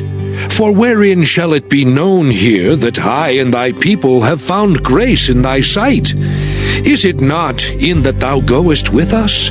So shall we be separated, I and thy people, from all the people that are upon the face of the earth. And the Lord said unto Moses, I will do this thing also that thou hast spoken, for thou hast found grace in my sight, and I know thee by name. And he said, I beseech thee, show me thy glory. And he said, I will make all my goodness pass before thee, and I will proclaim the name of the Lord before thee, and will be gracious to whom I will be gracious, and will show mercy on whom I will show mercy. And he said, Thou canst not see my face, for there shall no man see me and live. And the Lord said, Behold, there is a place by me, and thou shalt stand upon a rock. And it shall come to pass, while my glory passeth by, that I will put thee in a cleft of the rock, and will cover thee with my hand while I pass by. And I will take away mine hand, and thou shalt see my back parts, but my face shall not be seen. Exodus chapter 34. And the Lord said unto Moses, Hew thee 2 tables of stone like unto the first, and I will write upon these tables the words that were in the first tables which thou breakest. And be ready in the morning, and come up in the morning unto Mount Sinai, and present thyself there to me in the top of the mount. And no man shall come up with thee, neither let any man be seen throughout all the mount, neither let the flocks nor herds feed before that mount. And he hewed 2 tables of stone like unto the first. And Moses rose up early in the morning, and went up unto Mount Sinai, as the Lord had commanded him, and took in his hand the 2 tables of stone. And the Lord descended in the cloud, and stood with him there, and proclaimed the name of the Lord. And the Lord passed by before him, and proclaimed, The Lord God, merciful and gracious, long-suffering and abundant in goodness and truth, keeping mercy for thousands, forgiving iniquity and transgression and sin, and that will by no means clear the guilty, visiting the iniquity of the fathers upon the children, and upon the children's children, unto the 3rd and to the 4th generation. And Moses made haste, and bowed his head toward the earth, and worshipped. And he said, If now I have found grace in thy sight, O Lord, let my Lord, I pray thee, go among us. For it is a stiff-necked people, and pardon our iniquity and our sin, and take us for thine inheritance. And he said, Behold, I make a covenant. Before all thy people I will do marvels such as have not been done in all the earth, nor in any nation. And all the people among which thou art shall see the work of the Lord. For it is a terrible thing that I will do with thee. Observe thou that which I command thee this day. Behold, I drive out before thee the Amorite, and the Canaanite, and the Hittite, and the Perizzite, and the Hivite, and the Jebusite. Take heed to thyself, lest thou make a covenant with the inhabitants of the land whither thou goest, lest it be for a snare in the midst of thee. But ye shall destroy their altars, break their images, and cut down their groves. For thou shalt worship no other God, for the Lord whose name is jealous is a jealous God. Lest thou make a covenant with the inhabitants of the land, and they go a-whoring after their gods, and do sacrifice unto their gods, and one call thee, and thou eat of his sacrifice. And thou take of their daughters unto thy sons, and their daughters go a-whoring after their gods, and make thy sons go a-whoring after their gods. Thou shalt make thee no molten gods. The feast of unleavened bread shalt thou keep. 7 days thou shalt eat unleavened bread, as I commanded thee in the time of the month Abib. For in the month Abib thou camest out from Egypt. All that openeth the matrix is mine, and every firstling among thy cattle, whether ox or sheep, that is male. But the firstling of an ass thou shalt redeem with a lamb. And if thou redeem him not, then shalt thou break his neck. All the firstborn of thy sons thou shalt redeem, and none shall appear before me empty. 6 days thou shalt work, but on the 7th day thou shalt rest. In earing time and in harvest thou shalt rest. And thou shalt observe the feast of weeks, of the first fruits of wheat harvest, and the feast of ingathering at the year's end. Thrice in the year shall all your men children appear before the Lord God, the God of Israel. For I will cast out the nations before thee, and enlarge thy borders. Neither shall any man desire thy land, when thou shalt go up to appear before the Lord thy God thrice in the year. Thou shalt not offer the blood of my sacrifice with leaven, neither shall the sacrifice of the feast of the Passover be left unto the morning. The first of the first fruits of thy land thou shalt bring unto the house of the Lord thy God. Thou shalt not see the kid in his mother's milk. And the Lord said unto Moses, Write thou these words, for after the tenor of these words I have made a covenant with thee and with Israel. And he was there with the Lord 40 days and 40 nights. He did neither eat bread nor drink water. And he wrote upon the tables the words of the covenant, the 10 commandments. And it came to pass, when Moses came down from Mount Sinai with the 2 tables of testimony in Moses' hand, when he came down from the mount, that Moses wist not that the skin of his face shone while he talked with him. And when Aaron and all the children of Israel saw Moses, behold, the skin of his face shone, and they were afraid to come nigh him. And Moses called unto them, and Aaron and all the rulers of the congregation returned unto him, and Moses talked with them. And afterward all the children of Israel came nigh, and he gave them in commandment all that the Lord had spoken with him in Mount Sinai. Until Moses had done speaking with them, he put a veil on his face. But when Moses went in before the Lord to speak with him, he took the veil off until he came out. And he came out and spake unto the children of Israel that which he was commanded. And the children of Israel saw the face of Moses, that the skin of Moses' face shone. And Moses put the veil upon his face again, until he went in to speak with him. Exodus chapter 35. And Moses gathered all the congregation of the children of Israel together, and said unto them, These are the words which the Lord hath commanded, that ye should do them. 6 days shall work be done, but on the 7th day there shall be to you an holy day, a Sabbath of rest to the Lord. Whosoever doeth work therein shall be put to death. Ye shall kindle no fire throughout your habitations upon the Sabbath day. And Moses spake unto all the congregation of the children of Israel, saying, This is the thing which the Lord commanded, saying, Take ye from among you an offering unto the Lord. Whosoever is of a willing heart, let him bring it, an offering of the Lord, gold and silver and brass, and blue and purple and scarlet, and fine linen, and goat's hair, and ram's skins dyed red, and badger's skins, and shittim wood, and oil for the light, and spices for anointing oil, and for the sweet incense, and onyx stones, and stones to be set for the ephod and for the breastplate. And every wise-hearted among you shall come and make all that the Lord hath commanded.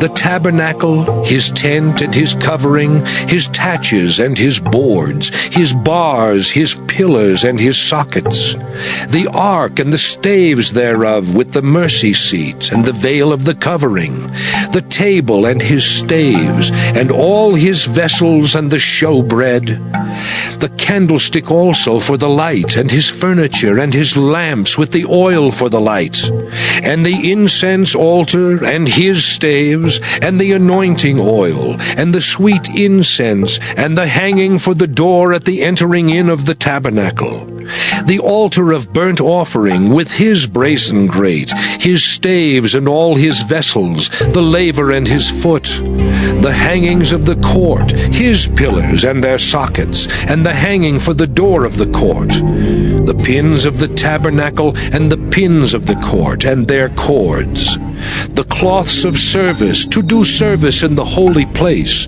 the holy garments for Aaron the priest, and the garments of his sons to minister in the priest's office. And all the congregation of the children of Israel departed from the presence of Moses. And they came, every one whose heart stirred him up, and every one whom his spirit made willing. And they brought the Lord's offering to the work of the tabernacle of the congregation, and for all his service, and for the holy garments. And they came, both men and women, as many as were willing-hearted, and brought bracelets and earrings and rings and tablets, all jewels of gold. And every man that offered an offering of gold unto the Lord. And every man with whom was found blue and purple and scarlet and fine linen, and goat's hair and red skins of rams, and badger's skins brought them. Every one that did offer an offering of silver and brass brought the Lord's offering. And every man with whom was found shittim wood for any work of the service brought it. And all the women that were wise-hearted did spin with their hands, and brought that which they had spun, both of blue and of purple and of scarlet and of fine linen. And all the women whose heart stirred them up in wisdom spun goat's hair. And the rulers brought onyx stones, and stones to be set for the ephod, and for the breastplate, and spice and oil for the light, and for the anointing oil, and for the sweet incense. The children of Israel brought a willing offering unto the Lord, every man and woman whose heart made them willing to bring for all manner of work, which the Lord had commanded to be made by the hand of Moses. And Moses said unto the children of Israel, See, the Lord hath called by name Bezaleel, the son of Uri, the son of Hur, of the tribe of Judah. And he hath filled him with the Spirit of God, in wisdom, in understanding, and in knowledge, and in all manner of workmanship, and to devise curious works, to work in gold, and in silver, and in brass, and in the cutting of stones to set them, and in carving of wood, to make any manner of cunning work. And he hath put in his heart that he may teach, both he and Aholiab the son of Ahisamach of the tribe of Dan. Them hath he filled with wisdom of heart, to work all manner of work, of the engraver, and of the cunning workman, and of the embroiderer, in blue and in purple, in scarlet and in fine linen, and of the weaver, even of them that do any work, and of those that devise cunning work. Exodus chapter 36. Then wrought Bezaleel and Aholiab, and every wise-hearted man in whom the Lord put wisdom and understanding, to know how to work all manner of work for the service of the sanctuary, according to all that the Lord had commanded. And Moses called Bezaleel and Aholiab, and every wise-hearted man, in whose heart the Lord had put wisdom, even every one whose heart stirred him up, to come unto the work to do it. And they received of Moses all the offering which the children of Israel had brought for the work of the service of the sanctuary, to make it withal. And they brought yet unto him free offerings every morning. And all the wise men that wrought all the work of the sanctuary came every man from his work which they made. And they spake unto Moses, saying, The people bring much more than enough for the service of the work which the Lord commanded to make. And Moses gave commandment, and they caused it to be proclaimed throughout the camp, saying, Let neither man nor woman make any more work for the offering of the sanctuary. So the people were restrained from bringing. For the stuff they had was sufficient for all the work to make it, and too much. And every wise-hearted man among them that wrought the work of the tabernacle made 10 curtains of fine twined linen, and blue and purple and scarlet. With cherubims of cunning work made he them. The length of one curtain was 28 cubits, and the breadth of one curtain 4 cubits. The curtains were all of one size. And he coupled the 5 curtains one unto another, and the other 5 curtains he coupled one unto another. And he made loops of blue on the edge of one curtain from the selvage in the coupling. Likewise he made in the uttermost side of another curtain in the coupling of the second. 50 loops made he in one curtain, and 50 loops made he in the edge of the curtain which was in the coupling of the second. The loops held one curtain to another. And he made 50 taches of gold, and coupled the curtains one unto another with the taches. So it became one tabernacle. And he made curtains of goat's hair for the tent over the tabernacle. 11 curtains he made them. The length of one curtain was 30 cubits, and 4 cubits was the breadth of one curtain. The 11 curtains were of one size. And he coupled 5 curtains by themselves, and 6 curtains by themselves. And he made 50 loops upon the uttermost edge of the curtain in the coupling, and 50 loops made he upon the edge of the curtain which coupleth the second. And he made 50 taches of brass to couple the tent together, that it might be one. And he made a covering for the tent of ram's skins dyed red, and a covering of badger's skins above that. And he made boards for the tabernacle of shittim wood standing up. The length of a board was 10 cubits, and the breadth of a board 1 cubit and a half. One board had 2 tenons, equally distant from one another. Thus did he make for all the boards of the tabernacle. And he made boards for the tabernacle, 20 boards for the south side southward. And 40 sockets of silver he made under the 20 boards. 2 sockets under one board for his 2 tenons, and 2 sockets under another board for his 2 tenons. And for the other side of the tabernacle, which is toward the north corner, he made 20 boards, and there 40 sockets of silver, 2 sockets under one board and 2 sockets under another board. And for the sides of the tabernacle westward, he made 6 boards, and 2 boards made he for the corners of the tabernacle in the 2 sides. And they were coupled beneath and coupled together at the head thereof to one ring. Thus he did to both of them in both the corners. And there were 8 boards, and their sockets were 16 sockets of silver, under every board 2 sockets.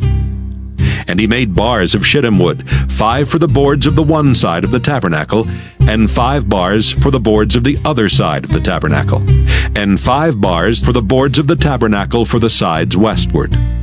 And he made the middle bar to shoot through the boards from the one end to the other. And he overlaid the boards with gold, and made their rings of gold to be places for the bars, and overlaid the bars with gold. And he made a veil of blue and purple and scarlet and fine twined linen. With cherubims made he it of cunning work. And he made thereunto 4 pillars of shittim wood, and overlaid them with gold. Their hooks were of gold, and he cast for them 4 sockets of silver. And he made an hanging for the tabernacle door of blue and purple and scarlet and fine twined linen of needlework. And the 5 pillars of it with their hooks, and he overlaid their chapiters and their fillets with gold. But their 5 sockets were of brass. Exodus chapter 37. And Bezalel made the ark of shittim wood. 2 cubits and a half was the length of it, and 1 cubit and a half the breadth of it, and 1 cubit and a half the height of it. And he overlaid it with pure gold within and without, and made a crown of gold to it round about. And he cast for it 4 rings of gold to be set by the 4 corners of it, even 2 rings upon the one side of it, and 2 rings upon the other side of it. And he made staves of shittim wood, and overlaid them with gold. And he put the staves into the rings by the sides of the ark, to bear the ark. And he made the mercy seat of pure gold. 2 cubits and a half was the length thereof, and 1 cubit and a half the breadth thereof. And he made 2 cherubims of gold. Beaten out of one piece made he them, on the 2 ends of the mercy seat. 1 cherub on the end on this side, and another cherub on the other end on that side. Out of the mercy seat made he the cherubims on the 2 ends thereof. And the cherubims spread out their wings on high, and covered with their wings over the mercy seat, with their faces one to another. Even to the mercy seatward were the faces of the cherubims. And he made the table of shittim wood. 2 cubits was the length thereof, and 1 cubit the breadth thereof, and 1 cubit and a half the height thereof. And he overlaid it with pure gold, and made thereunto a crown of gold round about.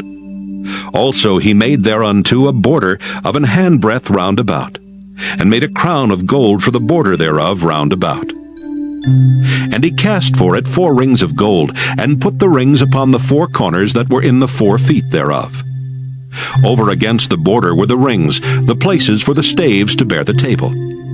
And he made the staves of shittim wood, and overlaid them with gold to bear the table. And he made the vessels which were upon the table, his dishes and his spoons and his bowls, and his covers to cover withal of pure gold. And he made the candlestick of pure gold. Of beaten work made he the candlestick. His shaft and his branch, his bowls, his knops and his flowers were of the same. And 6 branches going out of the sides thereof. 3 branches of the candlestick out of the one side thereof, and 3 branches of the candlestick out of the other side thereof. 3 bowls made after the fashion of almonds in one branch, a knop and a flower. And 3 bowls made like almonds in another branch, a knop and a flower. So throughout the 6 branches going out of the candlestick. And in the candlestick were 4 bowls made like almonds, his knops and his flowers. And a knop under 2 branches of the same, and a knop under 2 branches of the same, and a knop under 2 branches of the same, according to the 6 branches going out of it. Their knops and their branches were of the same. All of it was one beaten work of pure gold. And he made his 7 lamps, and his snuffers, and his snuff dishes of pure gold. Of a talent of pure gold made he it, and all the vessels thereof. And he made the incense altar of shittim wood. The length of it was a cubit, and the breadth of it a cubit. It was 4 square, and 2 cubits was the height of it. The horns thereof were of the same. And he overlaid it with pure gold, both the top of it and the sides thereof round about, and the horns of it. Also he made unto it a crown of gold round about. And he made 2 rings of gold for it under the crown thereof, by the 2 corners of it, upon the 2 sides thereof, to be places for the staves to bear it withal. And he made the staves of shittim wood, and overlaid them with gold. And he made the holy anointing oil, and the pure incense of sweet spices, according to the work of the apothecary. Exodus chapter 38. And he made the altar of burnt offering of shittim wood. 5 cubits was the length thereof, and 5 cubits the breadth thereof. It was 4 square, and 3 cubits the height thereof. And he made the horns thereof on the 4 corners of it. The horns thereof were of the same, and he overlaid it with brass. And he made all the vessels of the altar, the pots and the shovels and the basins and the flesh hooks and the fire pans. All the vessels thereof made he of brass. And he made for the altar a brazen grate of network under the compass thereof, beneath unto the midst of it.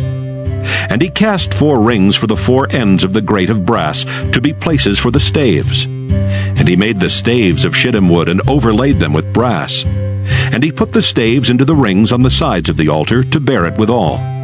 He made the altar hollow with boards. And he made the laver of brass, and the foot of it of brass, of the looking glasses of the women assembling, which assembled at the door of the tabernacle of the congregation. And he made the court. On the south side southward, the hangings of the court were of fine twined linen, 100 cubits. Their pillars were 20, and their brazen sockets 20. The hooks of the pillars and their fillets were of silver. And for the north side, the hangings were 100 cubits. Their pillars were 20, and their sockets of brass 20. The hooks of the pillars and their fillets of silver. And for the west side were hangings of 50 cubits. Their pillars 10, and their sockets 10. The hooks of the pillars and their fillets of silver. And for the east side eastward 50 cubits. The hangings of the one side of the gate were 15 cubits, their pillars 3, and their sockets 3. And for the other side of the court gate, on this hand and that hand, were hangings of 15 cubits, their pillars 3, and their sockets 3. All the hangings of the court round about were of fine twined linen. And the sockets for the pillars were of brass, the hooks of the pillars and their fillets of silver, and the overlaying of their chapiters of silver. And all the pillars of the court were filleted with silver. And the hanging for the gate of the court was needlework of blue and purple and scarlet, and fine twined linen. And 20 cubits was the length, and the height and the breadth was 5 cubits, answerable to the hangings of the court. And their pillars were 4, and their sockets of brass 4, their hooks of silver, and the overlaying of their chapiters and their fillets of silver. And all the pins of the tabernacle and of the court round about were of brass. This is the sum of the tabernacle, even of the tabernacle of testimony, as it was counted, according to the commandment of Moses, for the service of the Levites, by the hand of Ithamar, son to Aaron the priest. And Bezalel, the son of Uri, the son of Hur, of the tribe of Judah, made all that the Lord commanded Moses.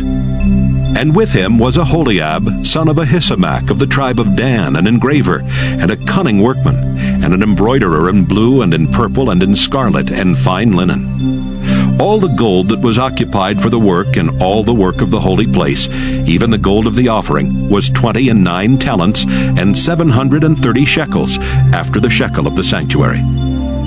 And the silver of them that were numbered of the congregation was 100 talents, and 1,763 shekels, after the shekel of the sanctuary. A beka for every man, that is, half a shekel, after the shekel of the sanctuary, for every one that went to be numbered, from 20 years old and upward, for 600,000 and 3,550 men.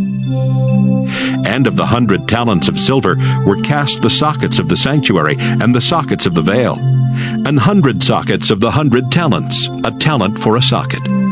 And of the 1,775 shekels, he made hooks for the pillars, and overlaid their chapiters, and filleted them. and the brass of the offering was 70 talents, and 2,400 shekels. And therewith he made the sockets to the door of the tabernacle of the congregation, and the brazen altar, and the brazen grate for it, and all the vessels of the altar, and the sockets of the court round about, and the sockets of the court gate, and all the pins of the tabernacle, and all the pins of the court round about. Exodus chapter 39. And of the blue and purple and scarlet they made cloths of service, to do service in the holy place, and made the holy garments for Aaron, as the Lord commanded Moses. And he made the ephod of gold, blue, and purple, and scarlet, and fine twined linen. And they did beat the gold into thin plates, and cut it into wires to work it in the blue, and in the purple, and in the scarlet, and in the fine linen, with cunning work. They made shoulder pieces for it, to couple it together. By the two edges was it coupled together. And the curious girdle of his ephod that was upon it was of the same, according to the work thereof, of gold, blue, and purple, and scarlet, and fine twined linen, as the Lord commanded Moses. And they wrought onyx stones enclosed in ouches of gold, graven, as signets are graven, with the names of the children of Israel. And he put them on the shoulders of the ephod, that they should be stones for a memorial to the children of Israel, as the Lord commanded Moses. And he made the breastplate of cunning work, like the work of the ephod, of gold, blue, and purple, and scarlet, and fine twined linen. It was 4 square. They made the breastplate double. A span was the length thereof, and a span the breadth thereof, being doubled. And they set in it 4 rows of stones. The first row was a sardius, a topaz, and a carbuncle. This was the first row. And the second row an emerald, a sapphire, and a diamond. And the third row a ligure, an agate, and an amethyst. And the fourth row a beryl, an onyx, and a jasper. They were enclosed in ouches of gold in their enclosings. And the stones were according to the names of the children of Israel, 12, according to their names, like the engravings of a signet, every one with his name according to the 12 tribes. And they made upon the breastplate chains at the ends, of wreathen work of pure gold. And they made 2 ouches of gold and 2 gold rings, and put the 2 rings in the 2 ends of the breastplate. And they put the 2 wreathen chains of gold and the 2 rings on the ends of the breastplate. And the 2 ends of the 2 wreathen chains they fastened in the 2 ouches, and put them on the shoulder pieces of the ephod before it. And they made 2 rings of gold, and put them on the 2 ends of the breastplate, upon the border of it, which was on the side of the ephod inward. And they made 2 other golden rings, and put them on the 2 sides of the ephod underneath, toward the forepart of it, over against the other coupling thereof, above the curious girdle of the ephod. And they did bind the breastplate by his rings under the rings of the ephod with a lace of blue, that it might be above the curious girdle of the ephod, and that the breastplate might not be loosed from the ephod, as the Lord commanded Moses. And he made the robe of the ephod of woven work, all of blue. And there was an hole in the midst of the robe as the hole of an habergeon, with a band round about the hole, that it should not rend. And they made upon the hems of the robe pomegranates of blue and purple and scarlet and twined linen. And they made bells of pure gold, and put the bells between the pomegranates upon the hem of the robe, round about between the pomegranates. A bell and a pomegranate, a bell and a pomegranate, round about the hem of the robe to minister in, as the Lord commanded Moses. And they made coats of fine linen of woven work for Aaron and for his sons, and a mitre of fine linen, and goodly bonnets of fine linen, and linen breeches of fine twined linen, and a girdle of fine twined linen, and blue and purple and scarlet of needlework, as the Lord commanded Moses. And they made the plate of the holy crown of pure gold, and wrote upon it a writing, like to the engravings of a signet, Holiness to the Lord. And they tied unto it a lace of blue to fasten it on high upon the mitre, as the Lord commanded Moses. Thus was all the work of the tabernacle of the tent of the congregation finished. And the children of Israel did according to all that the Lord commanded Moses, so did they. And they brought the tabernacle unto Moses, the tent and all his furniture, his taches, his boards, his bars, and his pillars, and his sockets. and the covering of ram skins dyed red, and the covering of badger skins, and the veil of the covering, the ark of the testimony, and the staves thereof, and the mercy seat, the table and all the vessels thereof, and the showbread, the pure candlestick with the lamps thereof, even with the lamps to be set in order, and all the vessels thereof, and the oil for light, and the golden altar, and the anointing oil, and the sweet incense, and the hanging for the tabernacle door, the brazen altar and his grate of brass, his staves and all his vessels, the laver and his foot, the hangings of the court, his pillars and his sockets, and the hanging for the court gate, his cords and his pins, and all the vessels of the service of the tabernacle for the tent of the congregation, the cloths of service to do service in the holy place, and the holy garments for Aaron the priest, and his sons' garments, to minister in the priest's office. According to all that the Lord commanded Moses, so the children of Israel made all the work. And Moses did look upon all the work, and behold, they had done it as the Lord had commanded, even so had they done it. And Moses blessed them. Exodus chapter 40. And the Lord spake unto Moses, saying, On the first day of the first month shalt thou set up the tabernacle of the tent of the congregation. And thou shalt put therein the ark of the testimony, and cover the ark with the veil. And thou shalt bring in the table, and set in order the things that are to be set in order upon it. And thou shalt bring in the candlestick, and light the lamps thereof. And thou shalt set the altar of gold for the incense before the ark of the testimony, and put the hanging of the door to the tabernacle. And thou shalt set the altar of the burnt offering before the door of the tabernacle of the tent of the congregation. And thou shalt set the laver between the tent of the congregation and the altar, and shalt put water therein. And thou shalt set up the court round about, and hang up the hanging at the court gate. And thou shalt take the anointing oil, and anoint the tabernacle, and all that is therein, and shalt hallow it, and all the vessels thereof, and it shall be holy. And thou shalt anoint the altar of the burnt offering, and all his vessels, and sanctify the altar, and it shall be an altar most holy. And thou shalt anoint the laver and his foot, and sanctify it. And thou shalt bring Aaron and his sons unto the door of the tabernacle of the congregation, and wash them with water. And thou shalt put upon Aaron the holy garments, and anoint him, and sanctify him, that he may minister unto me in the priest's office. And thou shalt bring his sons, and clothe them with coats. And thou shalt anoint them as thou didst anoint their father, that they may minister unto me in the priest's office. For their anointing shall surely be an everlasting priesthood throughout their generations. Thus did Moses, according to all that the Lord commanded him, so did he. And it came to pass in the first month in the second year, on the first day of the month, that the tabernacle was reared up. And Moses reared up the tabernacle, and fastened his sockets, and set up the boards thereof, and put in the bars thereof, and reared up his pillars. And he spread abroad the tent over the tabernacle, and put the covering of the tent above upon it, as the Lord commanded Moses. And he took and put the testimony into the ark, and set the staves on the ark, and put the mercy seat above upon the ark.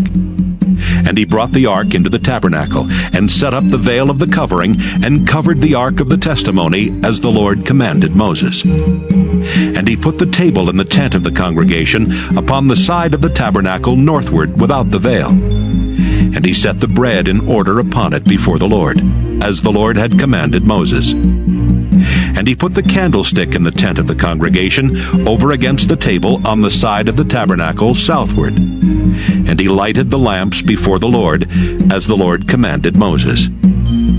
And he put the golden altar in the tent of the congregation before the veil. And he burnt sweet incense thereon, as the Lord commanded Moses. And he set up the hanging at the door of the tabernacle. And he put the altar of burnt offering by the door of the tabernacle of the tent of the congregation, and offered upon it the burnt offering and the meat offering, as the Lord commanded Moses. And he set the laver between the tent of the congregation and the altar, and put water there to wash withal. And Moses and Aaron and his sons washed their hands and their feet thereat. When they went into the tent of the congregation, and when they came near unto the altar, they washed, as the Lord commanded Moses. And he reared up the court round about the tabernacle and the altar, and set up the hanging of the court gate. So Moses finished the work. Then a cloud covered the tent of the congregation, and the glory of the Lord filled the tabernacle. And Moses was not able to enter into the tent of the congregation, because the cloud abode thereon, and the glory of the Lord filled the tabernacle. And when the cloud was taken up from over the tabernacle, the children of Israel went onward in all their journeys. But if the cloud were not taken up, then they journeyed not till the day that it was taken up. For the cloud of the Lord was upon the tabernacle by day, and fire was on it by night, in the sight of all the house of Israel, throughout all their journeys.